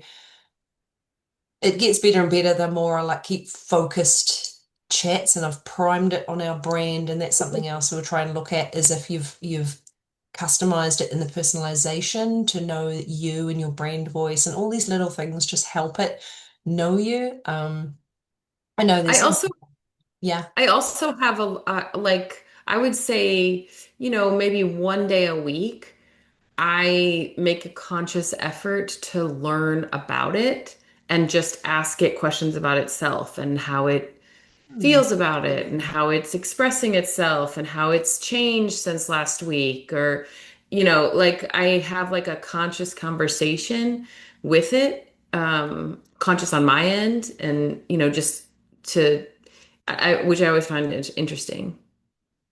Oh wow, that's cool. Oh, Really you cool idea. Conscious conversations mm, with AI. There's a book or a Yeah. blog in there somewhere, Janelle. Yeah. that's very Yeah. cool. Yeah, Maybe well, I'll that's make one it one thing. of our episodes on the podcast. There you go. I love it. That's great. That's cool. Yeah, so I had some tips in here that we may have actually covered already. thinking about it in project mode. Like you just said, like we've could put it in a podcast project, and then you're giving it that project to do with different threads. You've given it a brief and parameters. Like maybe Cheryl's got my new business project, and you're going to give it, right, you're my strategist, you're my market researcher, you're my content writer, you're my da da da da da, and you're going to have a project with a folder, right, Cheryl, and you're going to have chats inside there, giving it real precise tasks. Give me a project manager brief, okay? Roll me through launching a business, really structured ways of setting it up. Pretend you're in a room at work, you've got a team, everyone's in that team's got a job, you're around the boardroom table, right? You've got this job, you got that job, what are you going to do? Give me all your, and you're the president, you've got a boardroom full of experts doing a job. I think that's a good way to look at it. And do you find, just curious, do you find that the answers, like I feel like sometimes if I'm in a project and it's got a lot of different tabs in the project, it doesn't give me the answers that the regular chat has. Do you find that? I find everything nails it for me. And I'm like, I'm not sure what I do, but I ask it a question, nails it. Every single Within the time. project. Within the project or outside of it, and I go Okay. back and yes, I don't know if it's my prompting or that I've trained it, but it always Probably gives your prompting's better than mine. everything. And how often do you update your documents in your projects?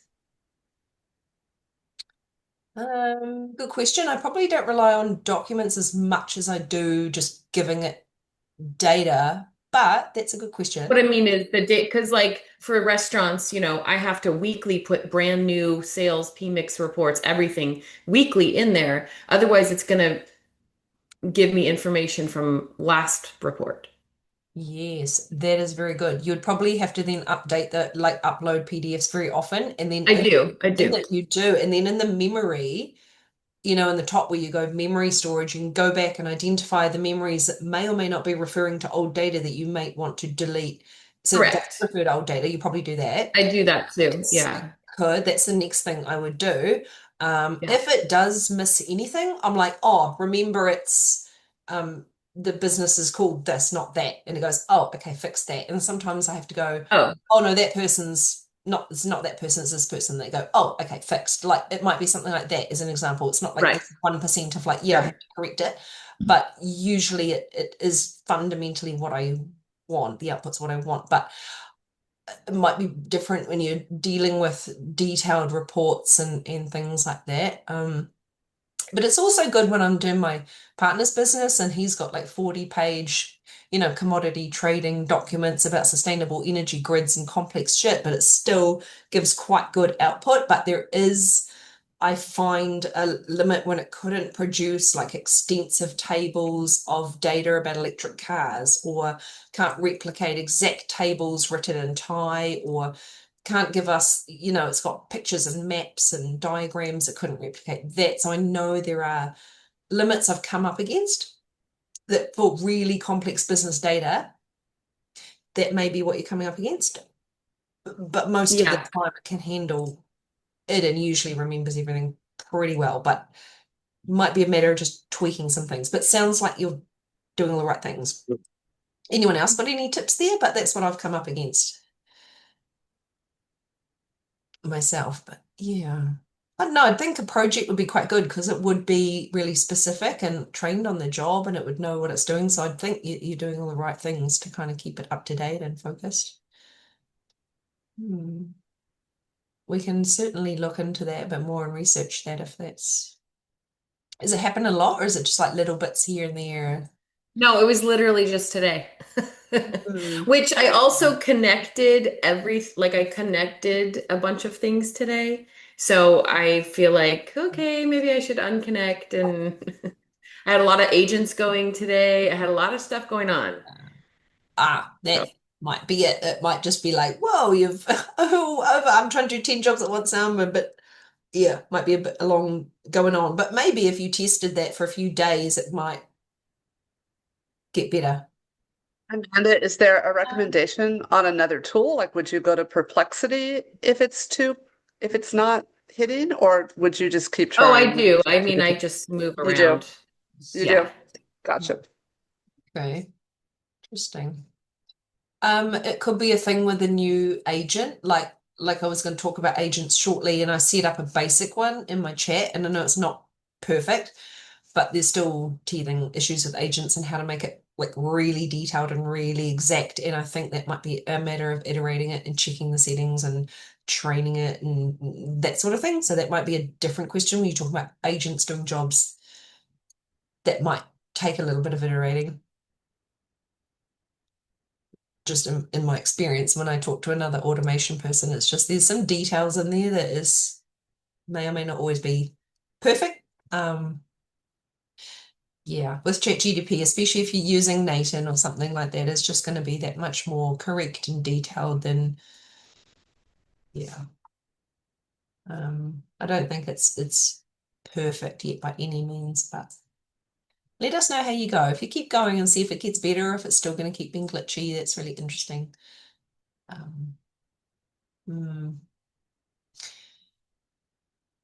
good question.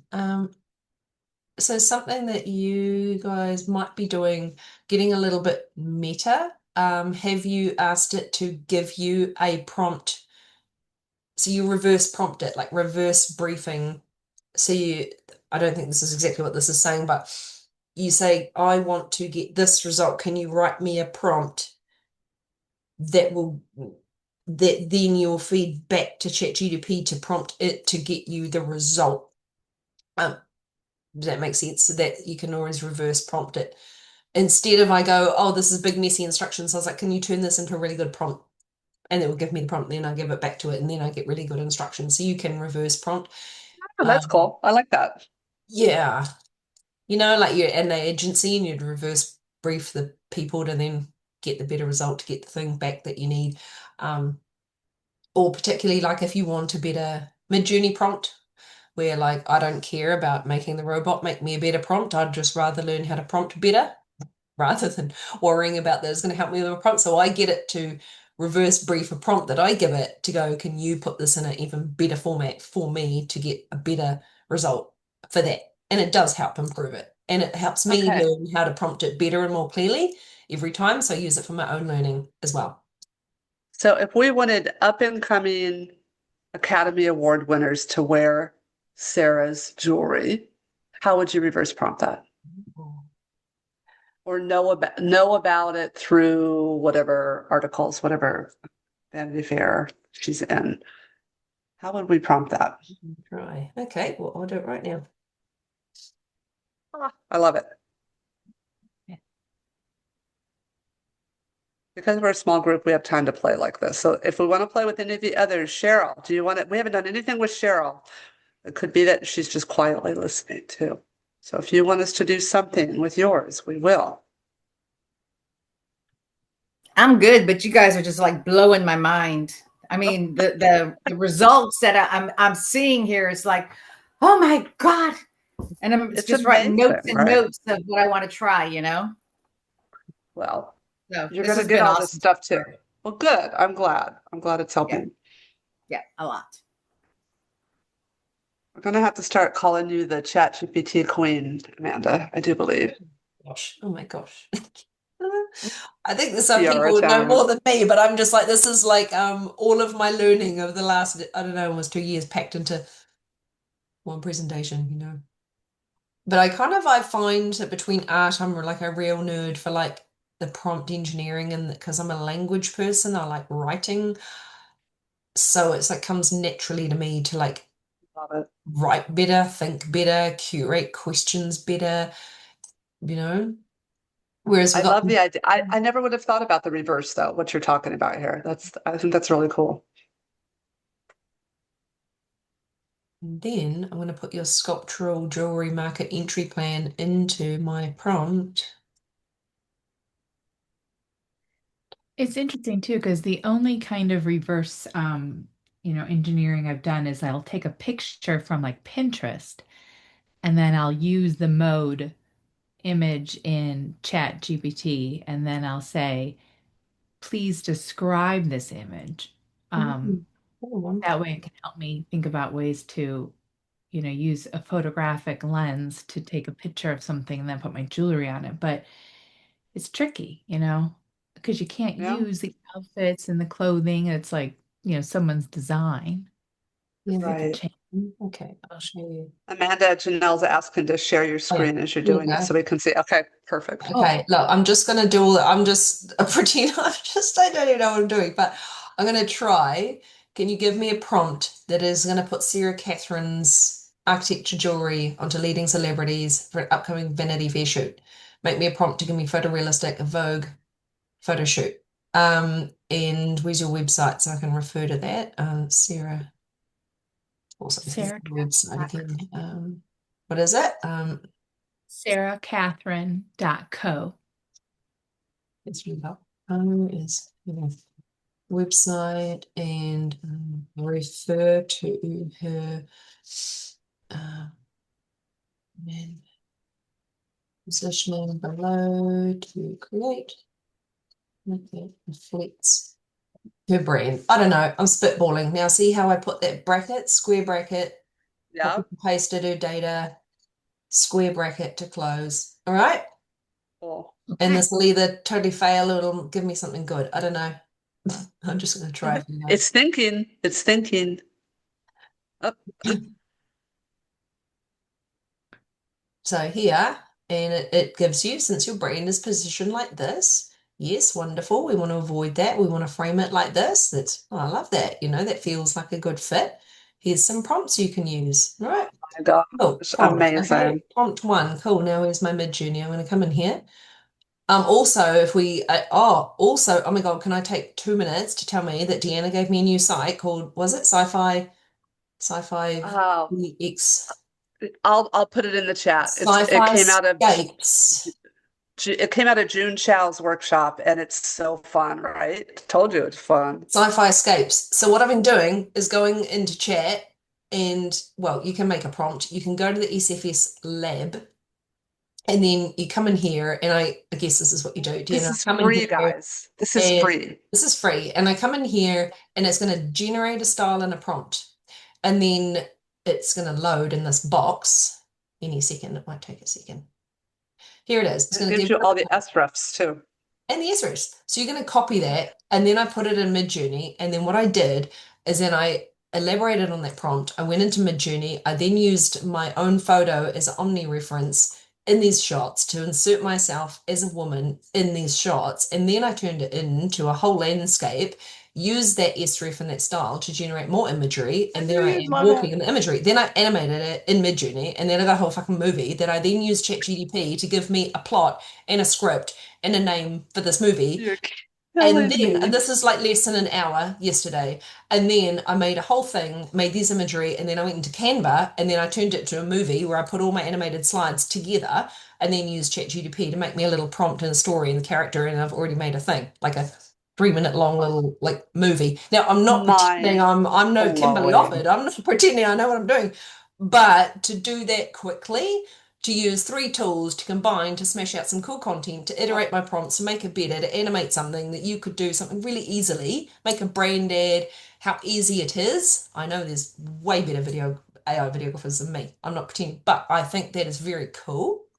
And if you guys Yeah, want that's a amazing. brand that looks architectural, and to combine, like, because we're talking about prompting in ChatGPT, to refine your prompts to get cool art like that, to then put yourself in your brand photos to then make an ad, like how cool is that? I'm just Super cool. blows my mind about the things we can do. So copied and pasted my prompt into here, right? We'll give it I like landscape. Fairly raw, model 7. I like that. I like that. Okay, I'll just start it. What do you think? Make it weird? Make it not so weird? Not so weird. Not so weird. But That's I just start. I don't know. We'll play with that. cool. If I go boom and then see what it gives us, and then I'm going to go back and get my other prompt and then see what this looks like. Going here. This is a real budget quick version, guys. Like, just to show you what you can do. So, and then, oh, okay, we'll get Sarah's verdict.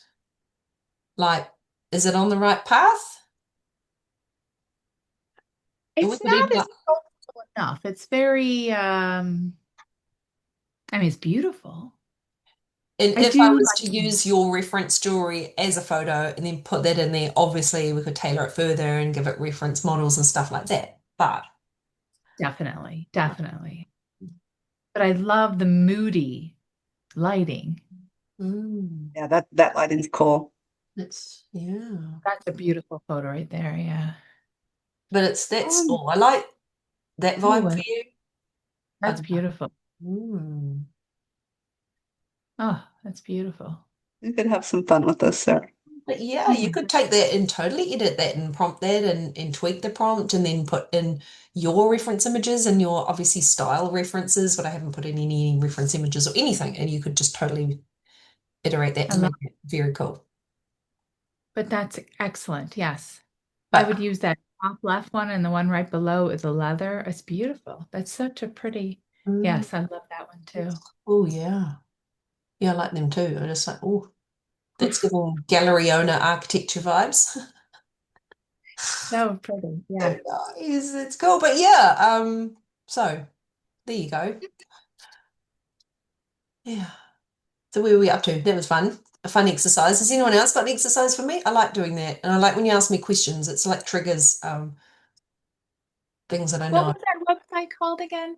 Which one is Sci-fi scapes. Sci-fi scapes. Sci-Fi Escapes. Okay. Yeah.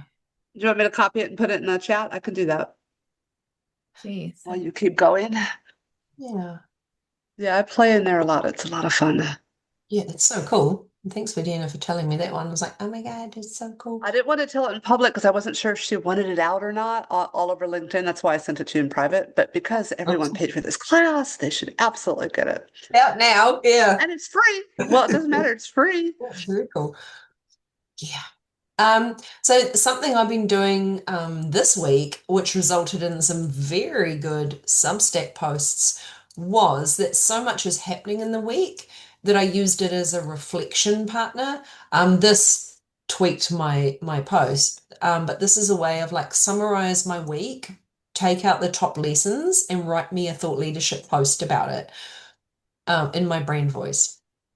So it could be an easy way for it to assimilate everything you thought about and did and work through this week if you want an easy way to draw out some insights or thought leadership posts instead of thinking, because what commonly a lot of people say, oh, I don't know what I can write about. And someone's like, oh, well, what did you work through this week as a problem? How did you help a client? What did you make this week? What did you write this week? And they go, oh my God, there's brilliant, like 5 lessons in there already.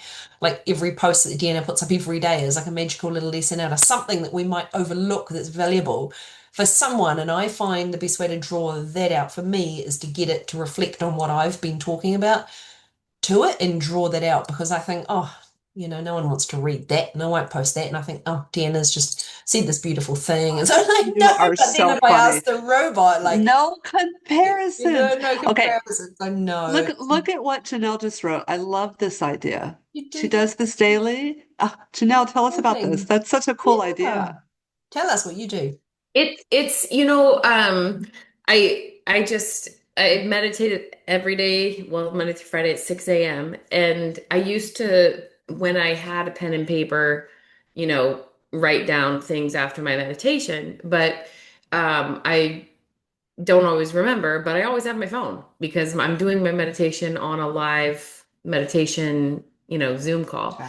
So right afterwards, I just, go in to chat and do a voice memo and I say everything that I just experienced in my meditation. And, that's usually full of visuals, full of ideas, full of plans, all this stuff right afterwards, so I don't have to wait. I don't have to process. I just blah. And then I save it in the same project folder. And it always wants to like do stuff with it and whatever, but I go back to it if I want to take things out of it and put that project or that idea into a new thread so that it doesn't get. Super cool idea. I love it. But then like when it'll reference it, like, oh, kind of like in your meditation on Tuesday. I love it. Very cool. It's kind of like a dream journal. If you dream Yeah. journal or ever do Yeah, that. Yeah. totally. Artist way Totally. journaling. If you put any of that in there, that could be amazing too. But I've not heard the meditation piece. I think that's really neat. I like that a lot. Could you go back for a second? I put a heart on that slide for a reason. She doesn't know I did this because I did it like an hour before while I was inhaling my oatmeal. Because this was one of my favorite ones, Amanda. I think this is a powerful one. I really like this slide a lot. Yes, I do. Yeah, I see the heart. I was like, oh, I don't remember putting that in. Because you did it. I did to tell you to remind you that I really love this one. It's nice. No, it is great too because people don't do that often. I mean, do you have your agent remind you to do this at the end of the week? Well, that would be a good move, wouldn't it? Yeah, Oh, you can schedule it. full of ideas. Well, I'll put that on my list. Yeah, that's So a funny. very smart idea. Yeah. Yeah, I felt it. These systemizing things is somewhere where I need a brain to like help me systemize this. And that's why I'm trying to work on agents to like, do this, deliver this for me, make this a weekly thing instead of randomly remembering on a Friday, oh, you got to do a thing. Like my coach I had years ago, she said, if you don't make a system to make sure that everything happens, it probably won't happen. So she systemizes everything, just like what you said, like make it every day, make it a routine, make it like so automated, you don't have to think about it. It's like, I need your coach, Amanda. She's Like this brilliant. Oh, changed she's for me. brilliant. Cannot find my flow. I need your coach. Ugh. I'll send you to her. She's amazing. She's a high performance woman, executive, but also every leader, coach, and just like action orientated businesswoman, but knows how to like Okay, come we'll from go a on. place of Okay, heart I'll check and her out. systemizes everything. She's amazing. Queen of like boundaries as well. We're like setting her Girl. life up to have boundaries and work in a way that she's like, I was like, damn, I know I'll be her when I grow up. So I was going to say entrepreneurs do not have boundaries. We work our butts off all the time. No. That's just how it is. Yep. So yes, that's right. So here's a cross-pollination thing. Some of these I asked for unique ways to think about how to use ChatGPT that we might not be optimizing in a way that its brain can do, that we might think, okay, well, if you look at this over here and join this piece over here, or reframe it like this, or look at another analogy, or use this insight plus that and lock it and combine it. And that's where it's like a brilliant way to augment our human brain to like do these kind of things. Yeah, I see a lot of people making stories, analogies, and connecting things together. And those people, my favorite example that I like love to hate is like someone put a LinkedIn post, oh my God, I went for a coffee this morning with my dad, and it was a gas station coffee, and what did it teach me about life? And I was like, really? Really? Why are we making an analogy about coffee into something about marketing and life? But I'm like, my point is it can draw insights and connections between 2 points that we might not otherwise draw that insight ourselves. So I think that is another way of looking at it. Anyway. Okay, why is that one gold, Janelle? Why do you think that one is gold? Will you put it back on the slide? Go back one. Oh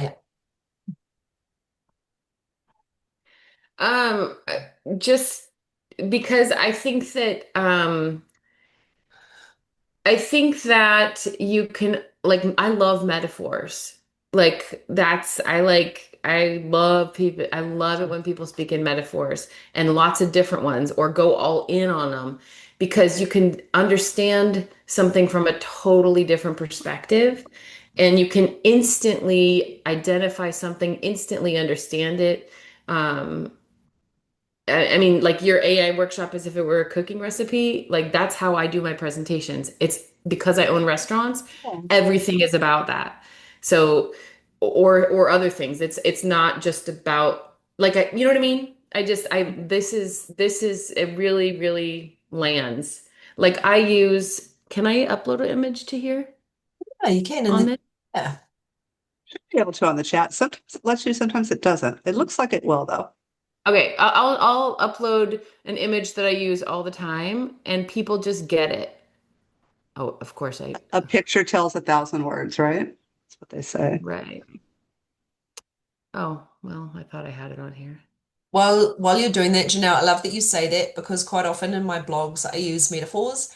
And when everyone else is just explaining something, like straight up explaining something, I think, oh, why can't I do that? I write everything as a metaphor. And I think, oh, is that really dumb? Like, and I have these cool metaphors, and maybe that's a good way of explaining things, but I think about everything in my head comes as a picture and like an example and a metaphor, and I'm like the only one in the meeting doing that because everyone else is using business jargon and shit, which I hate. I just, Sure. you know, Yeah.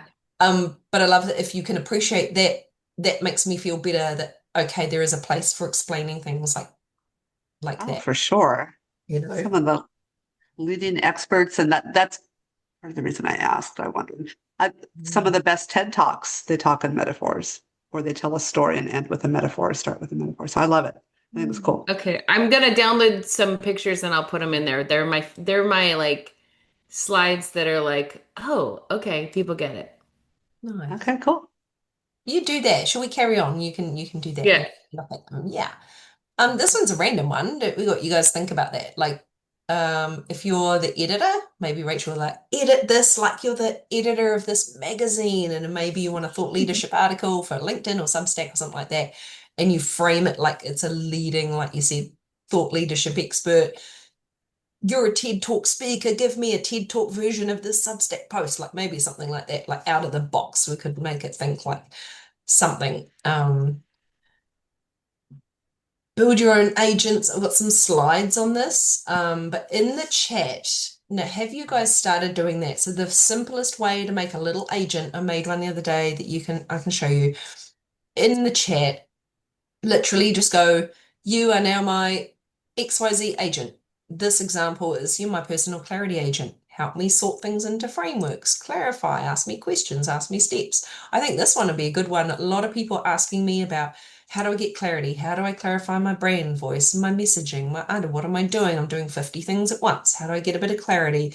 And that might be a nice one. I made a chat agent to go, well, can you deliver me AI articles every day for Shares AI with these parameters, about these subject lines, deliver it to me in a format ready for Substack and LinkedIn, give me the code, and then it said it couldn't connect to Trello, but it said it can connect to Notion. If you have a content planning a whole system in Notion, it can push your content to Notion ready for you to pick up and schedule. So that's what I built this week. I didn't hook it up to Notion. I haven't done that bit, but it's actually delivering me articles every day in the chat, in the format I asked for, with links and citations and everything. It looks pretty good. And I got an automation expert to actually check it because I was like, am I all shit, or is this actually going to do its job? Is this agent actually going to go somewhere? Or am I just making this shit up? And she said, yeah, that's basically it's doing its role. Yes, it is fundamental, very basic example of a agent, but it's doing the job you asked it to do. So fundamentally it is working. And the next step would be to automate it. So I would push it to Notion, and then Notion, then hopefully in Native or something I could auto post that and get a whole content posting system. That would be the next step. One of these is a good prompt, one of these is not. They give you an output, one is clearly better, and the other is enough. Okay, let's have a look. Love it. Let's have a look. I'll put it on the big screen. Ooh. Talk us through it, Janelle. Well, I mean, so they're both prompts, right? One of them is they both are giving you an output. Okay, a microwave dinner from the freezer. You can put in the microwave and you can put it in there, and it's quick and efficient, and it will do the job, but it might not be healthy for you. It might not taste all that great, you know, versus a chef who's going to make you a meal, and it's going to be healthy for you. It's going to be fresh ingredients, this is kind of the analogy I use. Nice. Love it. Love it. I think that's a great illustration. Love it. Very cool. Nice. Thanks for sharing. Yeah, it's cool. Yeah, people always get pictures. And I do know that there are not so many pictures in this presentation. But there we go. The That's ones that are because in we there are kept great. They're beautiful. because we kept finding more and more articles and more stuff and more stuff and more stuff. More stuff to tell you that was like they Right. wanted you to have the prompts and the details. And I'm like, ugh, okay. Here we are. Anyway, so have we all played with agents at all or in ChatGPT? Yes or no? Hands up. A little bit. A little bit. A little bit. Yeah, a little bit. So I think you get the idea of agents. Anyone want to share example of what you've built so far for yourself? Maybe Janelle, how it's working.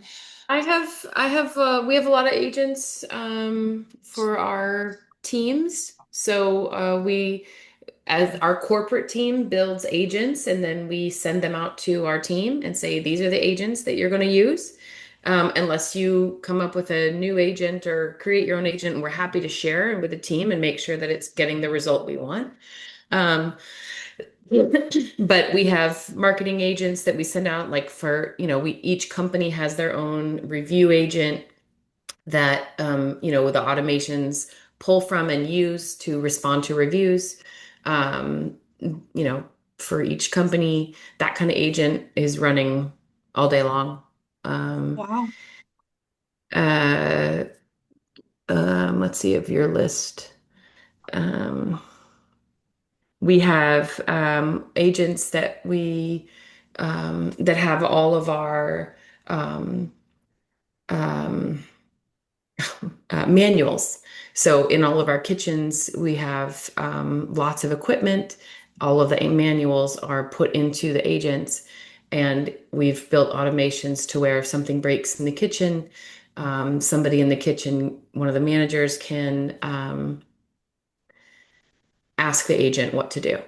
It has all of the manuals in it, and they can know to do it. And then we have automations built into where if they can't solve it, then it will call the plumber. So stuff, but across the board, we have lots of different ones working. Nice.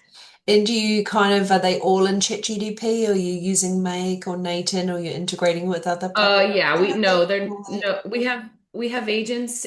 So the agents in ChatGPT, we connect Make and Zapier to the agents so that the responses are the way we want them. Nice. Awesome. Sorry guys, what do Mm. you mean by agents? I'm looking on my chat GPT. Is there a section here? I'm confused. Oh, good question. We should step back. How do we explain agents, guys? It's basically instead of you having to prompt an intern and it coming back to you, like every time you prompt it, it comes back to you and you have to respond and you have to manually copy and paste. You are driving it. An agent is like an autonomous, like employee that does things without your input. So as an example, it's going to do what Janelle's describing. And in my example, it will go and find an article. It will deliver me the content. It will deliver me to my content workflow. It will get ready to post and it will schedule it all without me touching it. I can sleep and it will operate by itself. That's an agent, like fully autonomous agent. There are versions of workflows that are simple ones in ChatGPT where you can literally go in a chat and just start a new chat or go in agent mode and go, you are now my copywriting agent, deliver me an article every day, and it will do it. You don't have to write the article, it'll do it for you. That's a real simple example.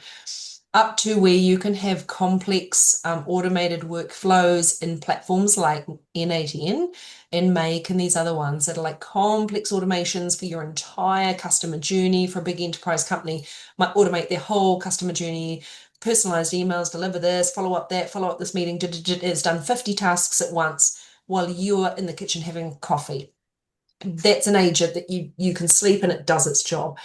Does that make sense? That's a fundamental what an agent is. How to do it in ChatGPT is that you can go in custom GPTs and make one, or you can make an agent in N8N or Make, and you can go and make an automated workflow in those platforms. They can talk to each other through like Zapier and APIs and stuff like that. You can make one software platform, talk to the next one, talk to the next one so that they can all do their job. Yeah, or you can literally start in a chat and go, you're my agent for this job, do this job. But it will still require a little bit of your input or you to connect that to something else to do a job. I don't know, Jill. Well, Is and that fair if explanation? you have if you open your GPT window, I don't know about you guys, but on my plan, I mean, you can also there's agent mode, so you can Right. have it make you reservations, you can have it search things, you can have it book your flights, uh, you know, there's that kind of thing. Okay. When you click that plus button, do you see agent mode on yours? Sarah, Right. are you on the pro plan? Look at the Oh, screen. She's got hers up. let me look. Okay. Ah, I It's in didn't the that. dialog box under plus. It should be the Okay. first one listed. Yeah. I was searching everywhere for this. Okay, got it. Thank you, guys. The one thing I will say about agent mode for me, at least in ChatGPT, is there's a lot left to be desired. Like websites are not all set up to be able to talk to agent mode. So if you, let's say you actually do want to make a reservation at a restaurant, um, just in my research for my talk next week for a restaurant convention, you know, I spent 30 minutes watching it try to do it.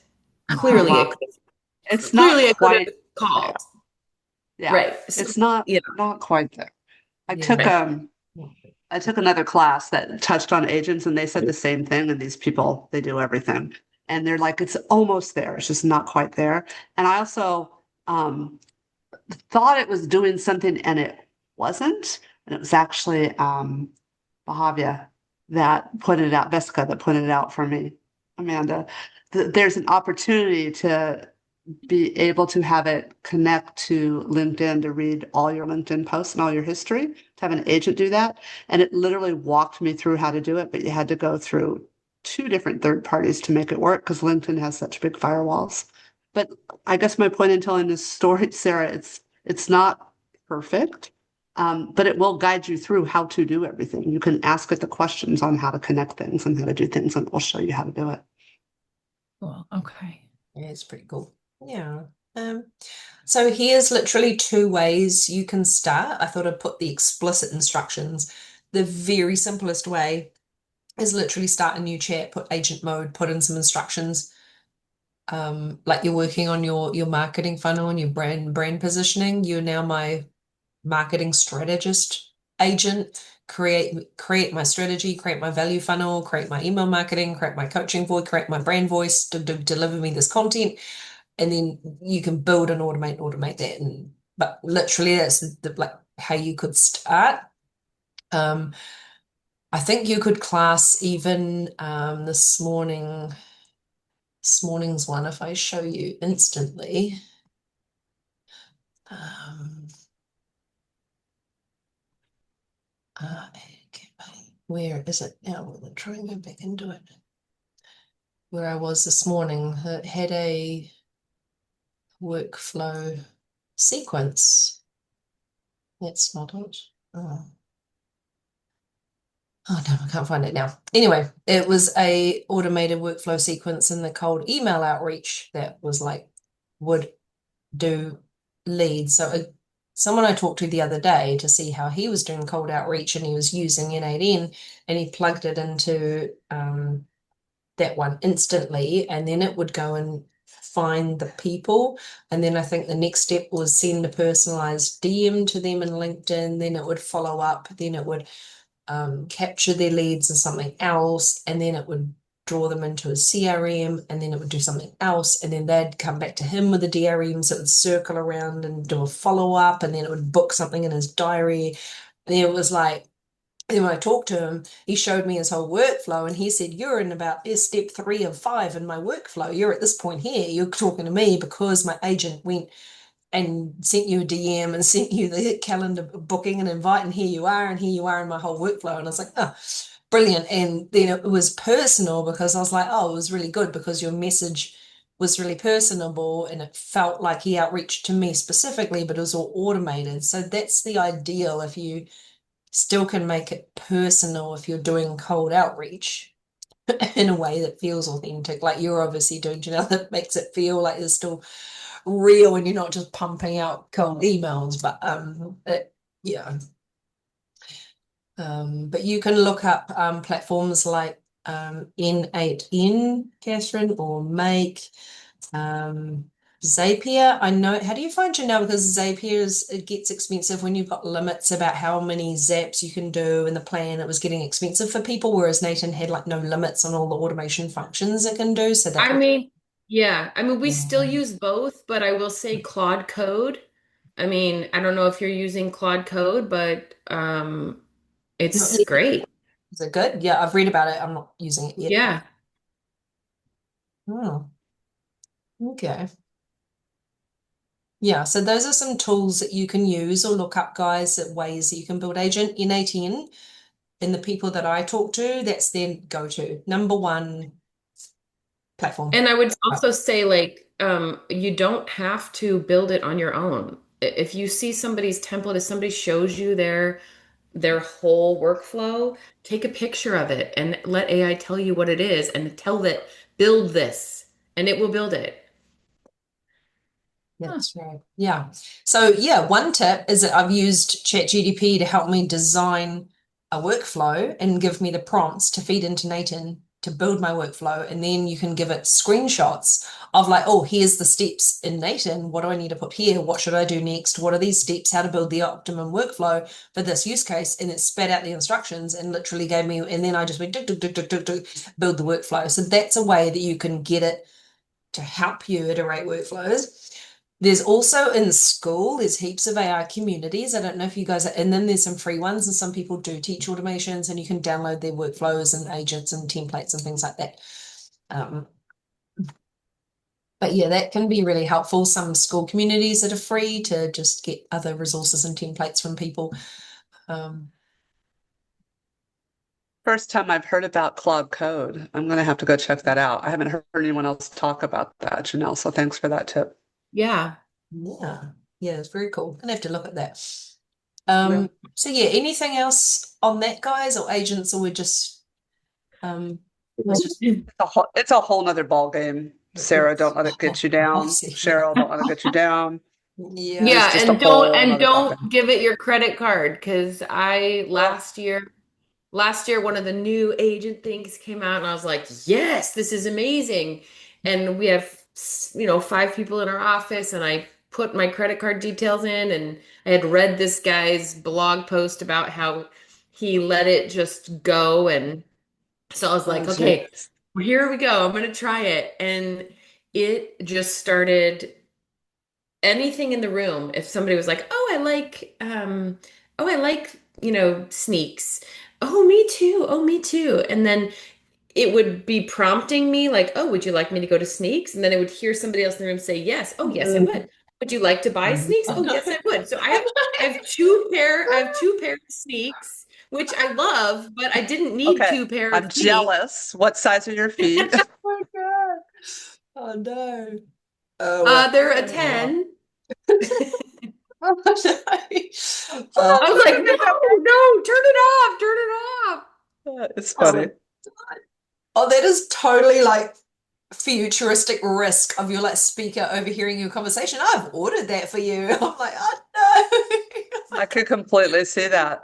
Every conversation I have with my husband, it shows up as an ad, the next morning. I'm like, oh, isn't that interesting? Well, and at least like, ChatGPT's agent will confirm before it makes a decision. It will say, would you like me to do this? And you have to say yes. That one did not. It was just like, I didn't have to like enter anything. It just verbally heard me say yes. Way too dangerous. Way too dangerous. Yeah. Oh man. So we just thought we'd try and like we've showed you some things already, so some of this might be redundant, but trying to show you some prompts that we personally use or some use cases. But here's some fun ones. Like we gave you some examples before. Here, the top one is what I've been doing. I think we talked about look at everything I've done this week and give me the lesson. Based on my journal, based on my entries, based on my audience, give me a post, give me 5 LinkedIn posts. Reframe this, rewrite that, act as my mentor. Lots of people are like the whole coach thing. So like you're my coach, you're my mentor. I've got like a leadership coach one, I've got a mind life coach one. Like, I don't know if people want to go into that space. I know Cassandra's got EFT coach roles and tapping and coaches her through things like that. And we did a class on mindfulness the other day, and she's got a few cool ways that she uses it specifically for that, for mindfulness and things like that. So I like that some of you are using it for that mindful meditation stuff. Yeah, so that was just some other way you guys can steal them later and use those. I threw them in That the was chat. a beautiful image. Look Yeah. at that coat. That coat's so pretty. I want that coat. This is one of Rachel's images. Here's some slides that do have images. Yeah, it's pretty. It's very I cool. told you she was like the best creator on the internet. She's amazing. Yeah. Love Rachel's Is she stuff. in this on this call? Yeah, I She actually. is. She Rachel. told me not to ask her any questions because she's working on the magazine in the background, which is good. So now I frame it, I feel like I have to say this isn't a vanity exercise, but what I did is I asked ChatGPT to say, how am I using ChatGPT that might be different than other people, that's leveraging it in the best way? So I can show different ways that you guys can think about how people use the AI differently. And you will all be using it in different ways. Oh, it's moving. See you. That's me. Sorry, that's me copying. Sorry. I was like, what? So one way I use it is to think about everything as an entire ecosystem of my business. I'm not just going, oh, can you get the recipes for me? Or can you just write blog posts for me? I'm like, it's thinking about everything as an entire multi-pillar business model and ecosystem. And not a lot of people are framing things like that. He's like, oh, I'm one coach for the school community. It's very like one pillar. To think about it as like a co-founder for Cheryl, like your opportunity for it to be your literal business co-founder, be your strategist, be your business partner, be your budget advisor, be your like market researcher, for it to think about your entire framework and lead you through the whole process of everything to craft a new business is pretty much, that lens of using it. Whereas someone comes along and goes, I've got a business, I just need you to help me run it, would be very different ways of thinking about how to use it.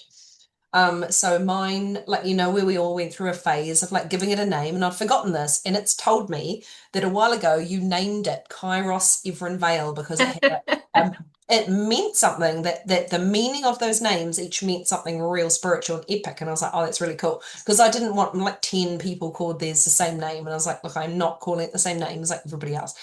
And so I gave it a name to give it a bit more feeling like it had some, I don't want to say autonomy, it had a feeling like, wow, it's a partner, it's respected, it's got a name, and you are my strategist. Some people use it as like, oh, mine's named Chad, and I just like chat to it when I have a wine, and that's fun. But I'm like, no, mine is my strategist, like thinking partner. I've got another coach, a friend, that she has people that just use it as like a Google or just a diary or a chat. And she said some of them even yell at their ChatGPT and it gets angry back. And like they're just using it like I want you guys to think bigger and have, I don't know, Janelle, you probably do this, like having big business planning strategy sessions with it, thinking about it in a big holistic way of everything. Sarah, I want you to see you using it like you've been doing in the chat, actually crafting your whole business, reverse engineering from the ground up, getting market research insights, drilling into things, thinking about it as a strategist. How can you make your brain like really stand out, lead it, like push? Every day I push ChatGPT. How much can you do? How deeper can you go? Give me more insights, draw into that, connect that, do that. I know I'm waffling, but if you guys think about using it like that, you're going to get more out of it. So I'm using it to do more bigger documents. Like I had freelancing and I did like whole entire government pitches, shareholder agreements, finance proposals, like forecasts for international business, like sustainability model projections for Thailand for the next 10 years, for like investor decks. Like these aren't just, oh, spit me out some LinkedIn posts, but these are business critical documents at like government level for like other businesses I'm helping. So I've yet to hit a wall of something that it can't handle. But like I said before, it can't do like complex graphs or like really visual documents that I think only we could create. But for the most part, yeah, like I know if I'd done this at my last job, something that would have taken me 40 hours at their job, I can do in 2 to 10 hours, probably even 2 hours at this job. But like, yeah. Like we've talked about in this session already, that taking our ideas there and sprawling ideas and turning it into a roadmap or consolidating your ideas into clarity, I think is huge. um, creating entire like roadmaps, and making sense of everything, particularly Shares Eye. You imagine like a global business with multiple arms to that business and roadmaps and thinking how you would process that all in your brain. There's a lot. So for it to have help. Do you need to take a breath? Do you need to take a drink of water? So I liked your octopus comparison. So many businesses try to be everything to everybody, and this framework thing is a beautiful idea. I feel so bad because she's talked the entire time. I'm supposed to be giving her a break too. I hope that helped for a second. Thank you. Yeah. I will tell you, just to give an example, to give you a little more break with this new Oh, role here you that go. I, Here's I'm Deanna's up turn. with this Carry new on. role that I started. They had this beautiful plan on an Excel spreadsheet, and they have their own customized ChatGPT to their brand company with all the information already loaded. It's a global company. And I said, "Oh, well, did you run the plan through the GPT?" And they're like, "Oh, we never thought to do that." I'm like, "You guys have been working on this for 3 months." They never thought to do it. So everything you just said about creating a roadmap, when I threw it in there, I'm like, okay, where are the holes? What do we need to do next? How do we make it like just all the things that we would normally ask it. And they were a little surprised. They thought it was kind of cool. So it was fun. All right, so I'm going to give her a longer break and just go quickly through 5 slides. Mine is much more basic than what Amanda does. My social media of choice is LinkedIn. That's where I teach a lot of classes. That's where I do a lot of posting. Every now and then I'll go on the others, but really that's where I'm mostly at. And I'm doing a whole series. I think I've got 3 of these out right now. I'm about to do 2 more, and then I'm going to close out this particular series. But I use it for a very, very simple reason, and I train people how to tell stories. So how to tell their origin stories, how to tell their business stories, how to tell their aha stories, whatever it is, and connect to the audience that they're looking for. So in this particular one, it was a carousel. So I thought I'd just share this one. I think this might have been the second one I posted of this series. I'm not sure. So what I did with this, oh, you have to advance. Sorry, I was going to advance, but I couldn't do it. What I did with this is I gave them a headline. So the first thing about posting smarter is clarifying your message. In this case, it was brand. I gave them a prompt and I told them why it works. So I made it just very clean, very simple. And I used ChatGPT. I told them what outcome I wanted, what I was doing. I was making a carousel for LinkedIn. Could they help me with these 3 things? And this is what they came back with. I cleaned it up a little bit, but for the most part, it knows my voice because I've been using it for so many years now. And the next one, so 5 steps basically, rewriting post for impact rather than just having a post like, look, I went, what was it, to the gas station to get coffee. Here's why it was important. I don't remember what you said, but I'm like, okay, rewrite for impact. So I give them a prompt for ChatGPT on how to do that and tell them why it works. Next one. Again, this is all about, in this case, telling your story from a brand perspective. Mastering thought leadership. Again, I give them a prompt on how to do that. And I think you talked about a thought leadership one earlier, which I thought was really good too, and why it works, how it helps them stand out. And this is one of the posts actually that has had a couple of people reach out to me to speak on stage, just FYI, Janelle. So like doing a whole thing like this on what you speak about, maybe you don't need any more stages, but I did. So it was kind of interesting. And the next one, improving your engagement. This is where I discovered that you can't analyze your LinkedIn history without an agent connected through at least 1, if not 2 different connections. And then why it works. Are you really telling the story that you think you're telling? And then I always tell them, the last one, to end with some type of optimize for leads and then end. Optimize times 3, always optimize for sales, leads, and connections. Get ChatGPT to make sure it's completely optimized for the algorithm that you're in, wherever you're posting, because the algorithms change all the time. ChatGPT doesn't always keep up with those algorithms, but it's usually pretty good. All right, last one is the CTA, if I remember right. Yeah, always have a call to action, even if it's something as simple as save this post, tag a friend who wants to up level. I use that one a lot. It's helped grow my following, but it's also gotten a lot of eyes that are on it that you don't realize are on it, especially on LinkedIn. People think, oh, I only have 1,000 followers. You can make a pretty big business out of 1,000 followers.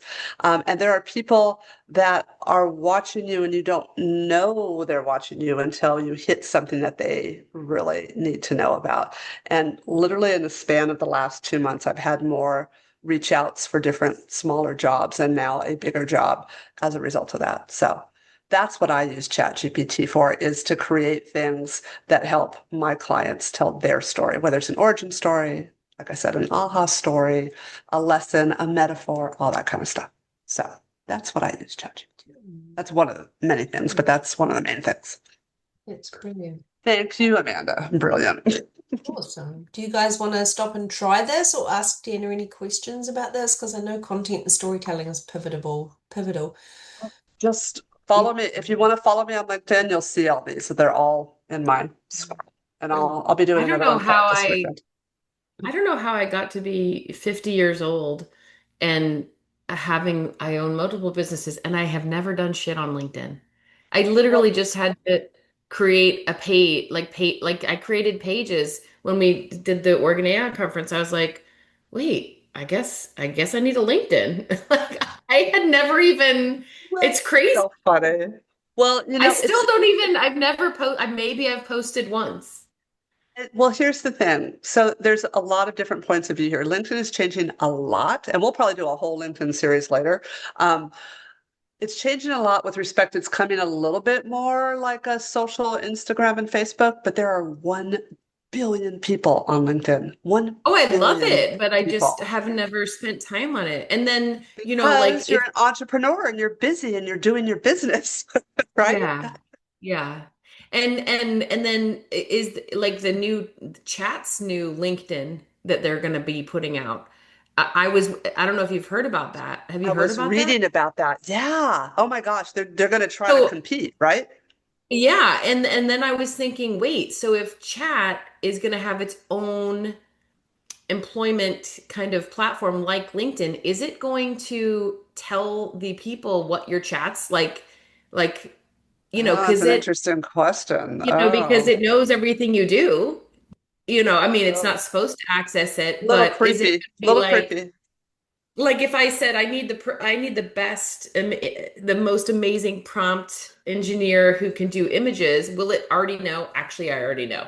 Dina's like amazing. You have to find her. She's been creating all this stuff. Like it makes me wonder. Yeah, I see where Very you're going with it. interesting. I think it would, Wow. right? A super powered job board marketplace where you can integrate the two of them and your LinkedIn's going to get souped up and that's going to get souped up and powered up and they're just going to get, oh my God, it's going to evolve. It'll be wild. Oh, Yeah. it will be wild. I can't wait to see where that goes. Who knows? Maybe one will buy the other. Who knows? Yeah.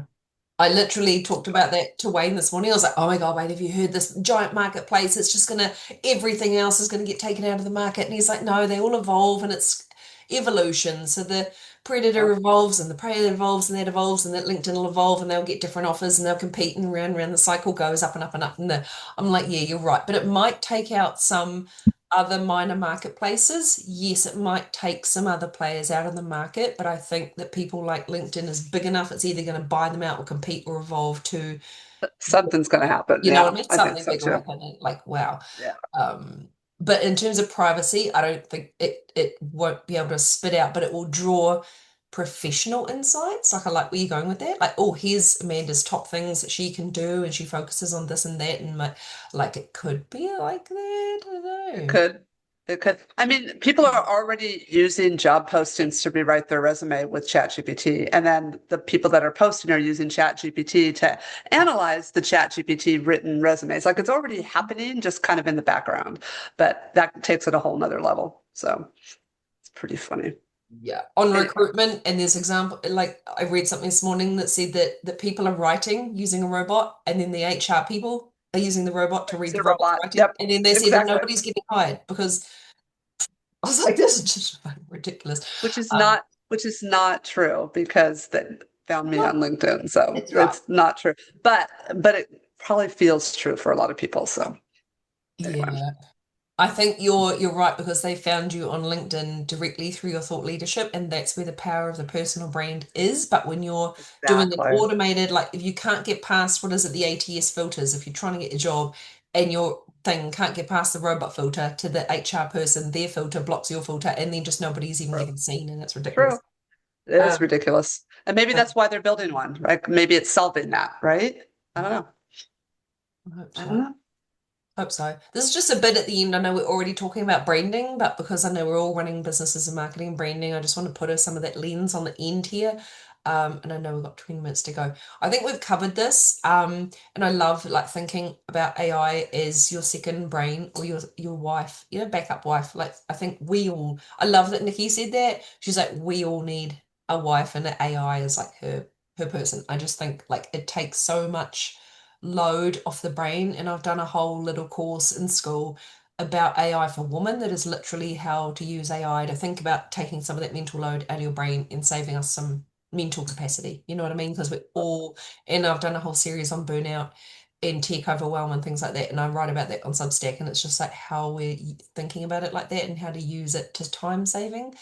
But then I'm in the trap of like, all right, you save time, but don't fill up that white space with more work because that's not the intention.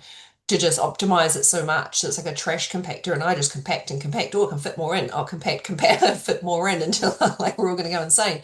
So I'm trying to say like, oh, I should follow my own lesson to like, if we're going to create some white space in our life and do the human stuff and delegate the rest to AI, let's create white space as women. I think we're busy enough already. I don't fill it up with more I agree. stuff, which I tend to do. So um, there's a whole lot of piece around here, guys, and I did some things in school around seeing how we could help you get more visible clarity around your brand voice. Seems to be a big question for a lot of people, and it's literally what Deanna does. And another way of having there was prompts about like, okay, you're my visibility expert, help me refine my brand voice. Like you said, analyze your posts, get my tone and style, help me analyze and optimize my posts so they feel more authentic and things like that. So they sound like you. That's a big one people have been asking me in school. And I did something about like a process, how to get more just clarity, I think, for a lot of people.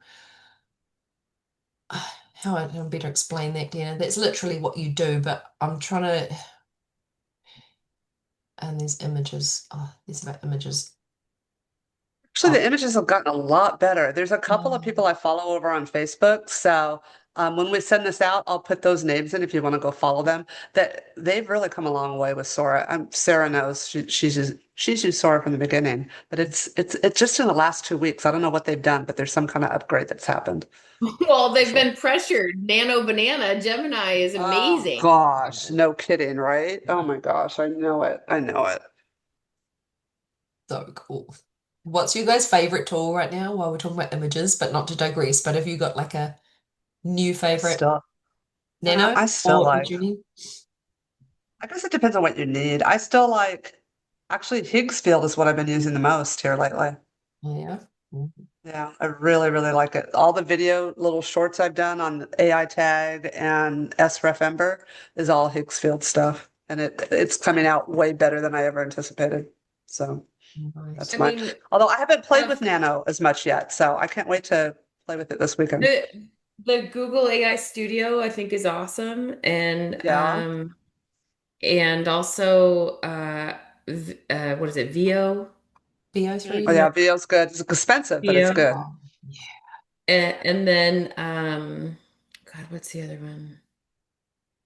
There's one that I just got and it morphs stuff. I forget what it's called. That might be Higgsfield. They do a lot of morph inside their Oh, videos. maybe okay, maybe that's it. It like you can take two images and it morphs them together and Yeah. okay. Yep. Okay.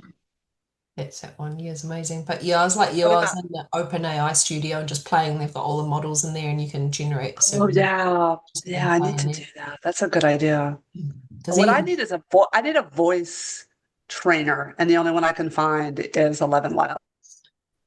Because I'm working on a When you surprise say a baby shower voice project. trainer, what are you wanting?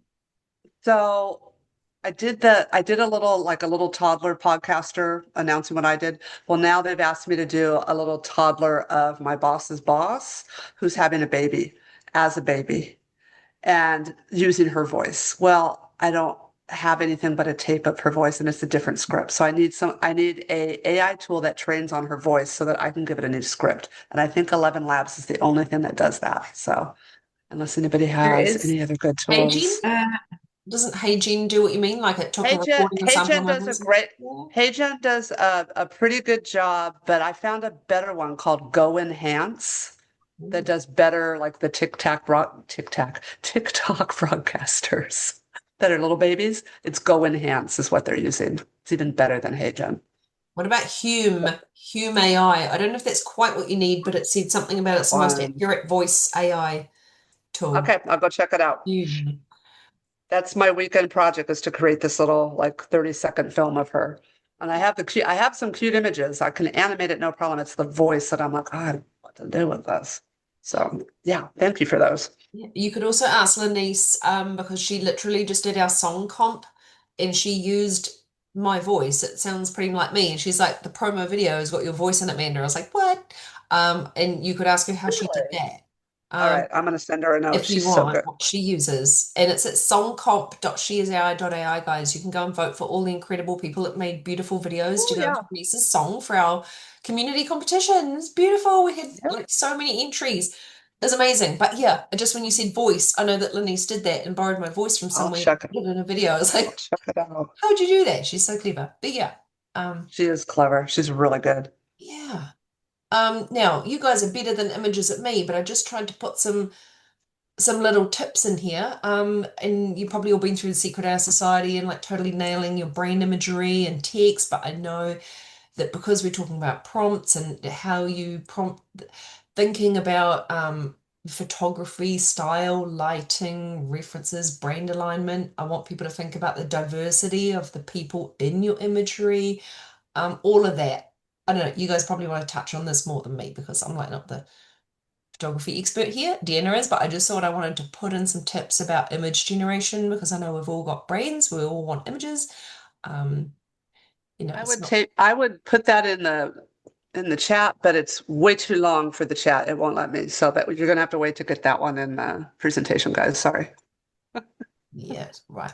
And while we're thinking about building on what Deanna was saying, a fundamental thing that I always do is looking at your content pillars in your marketing. And I've done this for like 12 years in all my jobs, is when, like Sarah brought up before, what are your business, what are the key pillars that you're talking about?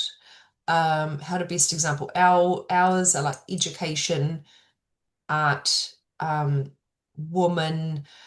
What else are we talking about? Oh, what are our content pillars in Trello? Just totally drawing a blank. Ethics. Yeah. Ethics, and diversity, education, fashion, art, Agency, your advertising agency. so there's consulting, there's business. My content pillars on like Substack would be motherhood, business, mindset, so a way of helping structure your content so that you don't go scattergun and blasting random content everywhere is have some key things that you focus on everything. So when Sarah's nailed her brand out of jewelry that sparks stories, you're going to have something that relates to these people, like pieces about you have an art day, you'll have a picture day, you'll have maybe a day that you talk about trends of jewelry, types of jewelry, maybe you have, and you have themed days or like certain pillars that you're going to frame your content strategy around. ChatGPT is really good, and also Claude, I know, does a good job at this. And I also know that Linda has done an entire process on this using Manus, where she prompt Manus to construct her whole content plan and her pillars and all her content themes, and then spit out her content using Manus. And then she made a whole workflow about it. That's like next level, awesome. But what I want you guys to think about, and you probably already do this, is to have structure to your posts, and so that you'll notice that Deanna's always got key things that she'll always touch on, but the content's always different. So you don't have to think, what am I posting today? What am I posting today? Oh, I'll just post up a random meme that I found, like we did 10 years ago. I'll just post this cool GIF that I found. Like that's not, it wasn't strategic. We've all evolved, I think. So to help even I don't have a prompt, use this prompt here to find my key pillars, help me iterate my brand voice, and then craft my themes, and then give me a list of content ideas that I can share under these content pillars. So the next step for Sarah will probably be, when you iterate your brand to a point that you're going to drill down into your content themes, and then drill down into what you're going to be posting every day to really speak to those, as you reverse engineer your SEO, these questions, you get your customer, who you're speaking to. Does that make sense, Deanna? Do you want to elaborate on that at all? No, I think this is perfect. I think consistency, just showing up, whatever social media that you choose, being consistent, showing up. For LinkedIn, since that's my specialty, you only need to do one post a day, 3 to 5 times a week. That's it. People do way more, but the algorithm fights with itself on what to push. So it doesn't take a lot on LinkedIn as long as you're showing up consistently. And this helps with that completely. Yeah, it takes the guesswork out of it, right? When you've got a spreadsheet or a calendar and you know what you're going to post every day, you've got your themes, you've got your content, you've got the robot primed on your thing, spit me out 5 posts for the week. I've got a slide, it's probably next, about repurposing contents. And now, now we're drilling down into channels and content. When you've nailed Hearts all on that one too, because I love this one too. Just FYI, that's where the hearts are. And I'm like, okay, I love this one. It's so cute. And this is what I'm doing. I'm now getting up to 8 pieces of content out of one thing that I give my robot. I just call it robot for short. So much. Literally take your one core idea and repurpose it into 8 posts. And I ask it, take this piece of content that I put in brackets and repurpose it into all these posts. It spits it out. It knows our brand voice. It knows who we're speaking to. It primed it on our target personas, primed it on our everything on your business. And this is a whole nother workshop, how to sit and do your brand voice, your clarity, your target customers, your personas, your mission, your key messages, what you say, what you don't say, how you talk. Do you talk with emojis? Are you professional? Are you approachable? Are you fun? You're like, hey girl, or are you like, hey, this week in jewelry design, all of that. And then the very last piece is, okay, spit me out a post for social media today, because it knows all of that. How do you do it, Deanna? Like, this is how I just get it to spit me out repurposed content like this. Have you got like a way that you No, girl, get it I am now adopting this. This is so good. No, literally, because I'm so focused on LinkedIn, that's really the only one I focus on, but this will get me much more focused. So I appreciate it having this. Do any of you do this, or, like I say, not really on LinkedIn, but any of you got multiple channels you're trying to service or think about? And yeah, We actually, I own a marketing company too, but I wouldn't put that on my resume. And we weigh, God, we do too much work. My team is every single month. I keep telling them, guys, repurpose the shit you've already made. They're posting 3 days a week or 3 times a day. They're creating every single thing. Every week is new stuff. It's just like, oh my God. But I like to keep them employed, and I haven't taken the time to stop them. So Well, 3 times a day on the other channels, I think is good. It's just LinkedIn's weird. That's all. But yeah, but they shouldn't have to create everything themselves. Now you can give them this. They'll love it. no, they do use AI. They do. And we've created big spreadsheets to where, they can just put a command and it'll build it all. And anyway, it's kind of a process. But 2 things I was going to ask. One is some advice a while back that said you can share one post 3 times and just change out the hook and the image, and literally you'll reach different people every time. So never be afraid to post things more than once and repurpose them, let alone repurposing one piece of content across every channel that you got. That's just smart. That's point number 1. Point number 2 for Deanna is, I read an article the other day that said the optimum time to get the maximum reach is post on LinkedIn 11 times a day. And then someone posted a GIF crying, going, there's no fucking way of posting on LinkedIn 11 times a day. What do you think about that? No way. No, I say no, that's overkill. Absolutely not. That's going to make the algorithm crazy unless they've completely flipped the algorithm. But no, every piece of everything I've read is once a day, 3 to 5 times a week. That's it for LinkedIn. And that's all I do. And I continue to tick up. I'm not viral or anything, but I continue to tick up and continue to have a lot of eyes. So, and so the ladies that I teach on Tuesday night, they do too. So like they're watching things happen. They're watching their connections grow. They're watching like work come in, that kind of thing. So it does work. It's 11 times a day. consistency. That's insane. That's insane. Yeah, and they said like once a day we'll give you something if you wanted like more than 50,000 like impressions, or you wanted to amplify it, it was more than 11 times, 6 to 11 times if you wanted a certain amount of reach. And zero, Maybe we'll do a test. Let's do a test and see what happens. Like- But not create new stuff, like repost the old stuff and see what happens. I think it's nuts.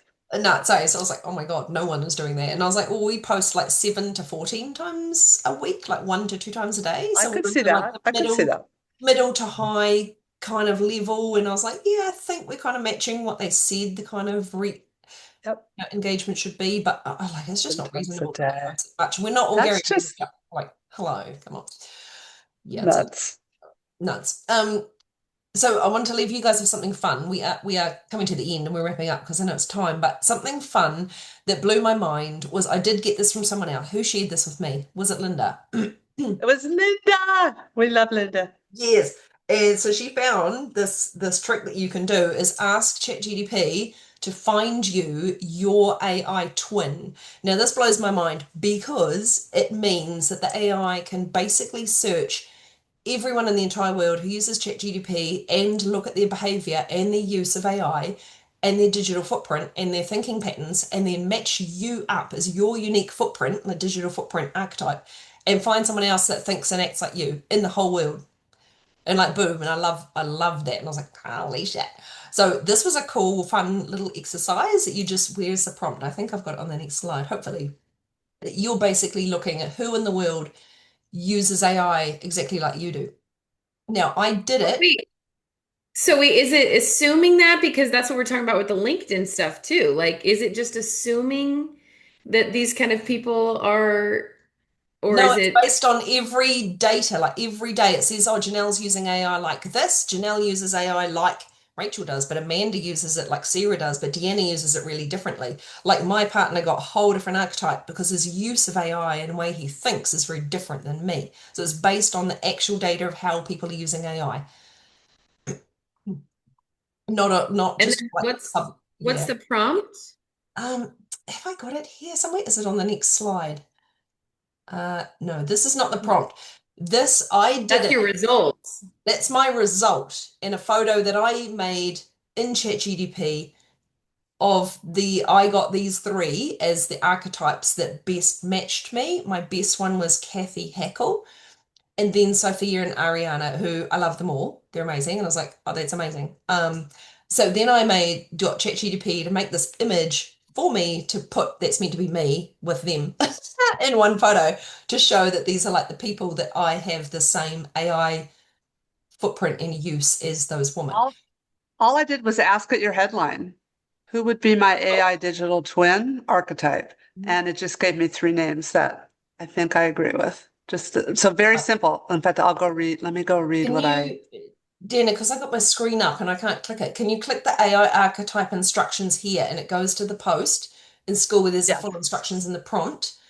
Yes, I can do You that. wouldn't mind just clicking that and grab that for me. And I'll you're do that. basically saying who in the world has the same AI footprint as me. It was basically like that. We'll see if we can get the exact prompt. Now, what it does is then I got it to spit out it gave me the names, and then I said, of those names, who is my closest match? And it said Kathy Hackle, and I go, cool. And then it gave me this archetype map where you can see on the screen, it's mapped out my use in these key pillars around the circle, who was closer or further away than me in all these pillars of usage. So it actually compared the breakdown across all. So what is the outcome from it? Like, is it so that you can connect with them? The outcome was what did I do? I turned it into, it was just for fun basically, and then go, oh, that's nice. Okay. But what I did is I said, all right, well, how can I turn this into how I position myself in my personal brand? And it made a bio headline for me and a bit of a PR blurb to say, Oh, nice. yeah. And then so I took it one step further and I go, all right, well, based on that, how could I then turn it into a pitch for my social media? How can I turn that into the way I talk about myself? Or use it, and it just gave me a little blurb. Amanda was like, and I actually updated my LinkedIn bio and about like based on that into my archetype and my Wow, that's so amazing. you could drill it down and take it further and get it to spit out some cool stuff like that for you. Otherwise it's just for fun, really. I gave it, or I grabbed the prompt that had some of that in it, so it's in the chat now. I'm really glad that you had that because I was looking for that earlier too. Cool. And Do you it guys does want to talk try about the that drill right down and now? the variations. Yeah, I can go. Yeah, everybody should go try it right now. It's a fun way to end this, actually. Yeah, fun way to end. See what your digital. Mine's request. Mine's reasoning. It's gonna take a while. Ah, that's Oh, because you're I- multifaceted with all the businesses you own. It's trying to figure it Yeah. out. yeah, at Oof. the end, I literally just had links to resources that we'll share with you guys later about our prompting playbook and links to different things in school. But yeah, I just thought we'd end on this and you guys can just try that and then drop your results in the chat and tell us and then and let us know if you've got any last questions as we wrap up. Yeah. I hope you guys got some ahas out of this. I know I did. Yeah, it was great. Thank you so much. Oh, yeah, I hope so. super fun. But it's also fun to see different people's uses of it as we're all using it differently and thinking about it in different ways. Like Janelle's doing already different things that I would have thought of, and it's cool to hear as well. Yeah. I'll Oh just, man. while we're waiting for you guys, flick through what we've got at the end, and I'll just talk while you guys are doing that. We've got a prompting playbook that we've got a link to download. There it's linked just help you with all the prompting frameworks and help you prompting. We've got a little quick buyer's guide to AI agencies for people in business, looking at how you can implement AI in your business and some agencies you might want to work with, including our own. This is the post where I put in school. I don't know if you want to get the link for this, Deanna, is the clarity using ChatGPT I'll to go grab it. clarity and save time and ChatGPT. And it was a whole post that I was trying to do to see if it would help people just get a bit more clarity for their brand and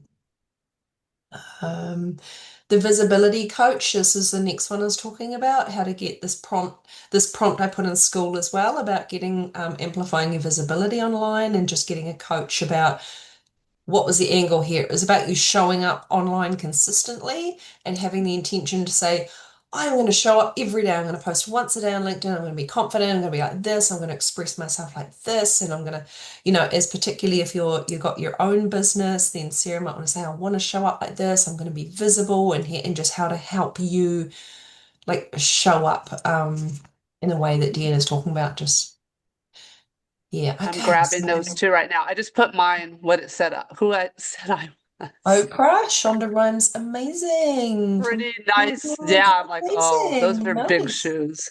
Wow. I can Okay, see that. I'm like, perfect. yeah, I can see that. Maya Lynn. Wow, nice. It's a serious format. Maya Lynn, artist archetype. Wow, do you know any of them, Sarah? Or you relate to any of them, or is this new for you? They sound very cool.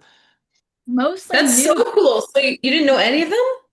I knew Issey Miyake I follow, which is interesting, and Elsa Peretti I do as well. I didn't know Maya Lin, which was the number one, and I don't know Zaha Hadid, so I'm gonna have to look those up.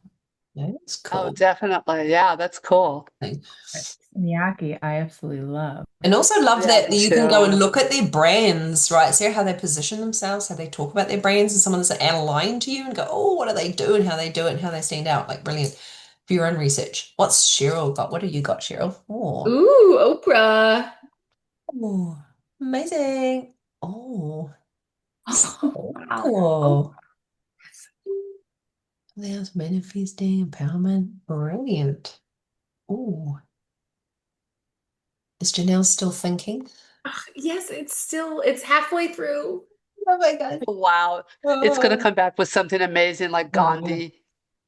No, like You're the only one in the world, Janelle, that does this. No, Good. I probably, well, I mean, I don't know about Gandhi, although I did go to a darkness retreat for a week and it was amazing, but Oh, yeah, cool. I don't know about Gandhi.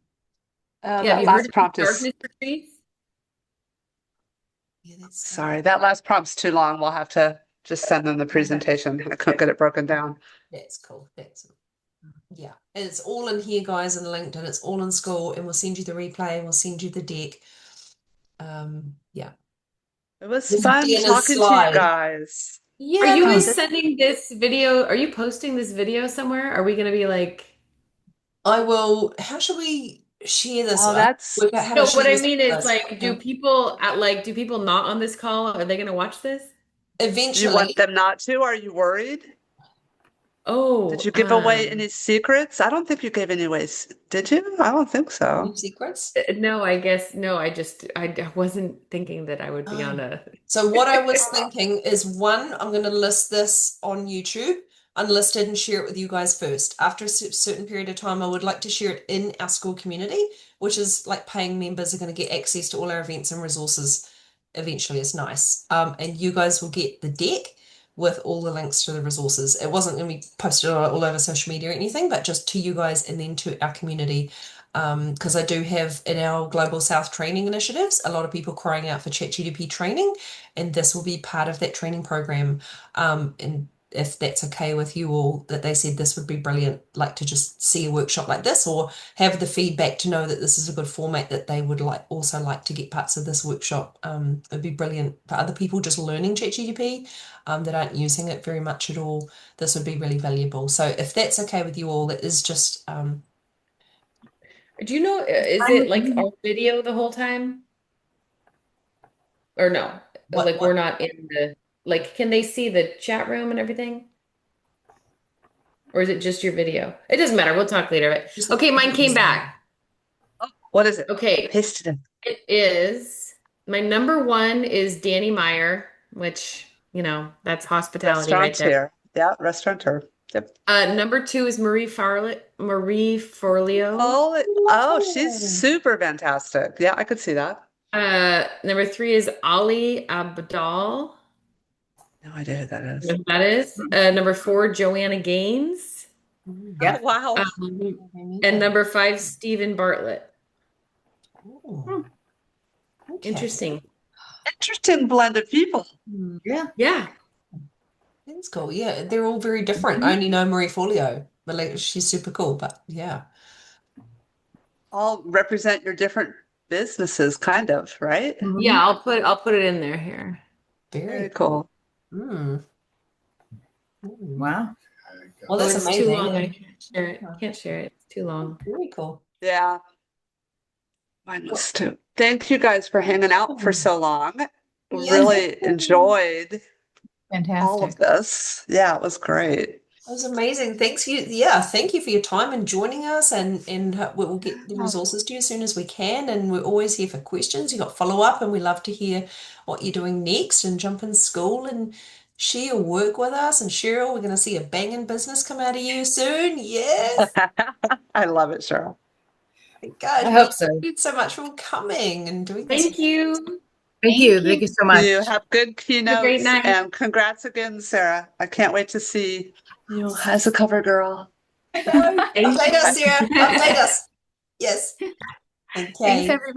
See you all. Bye. Bye. Thank you.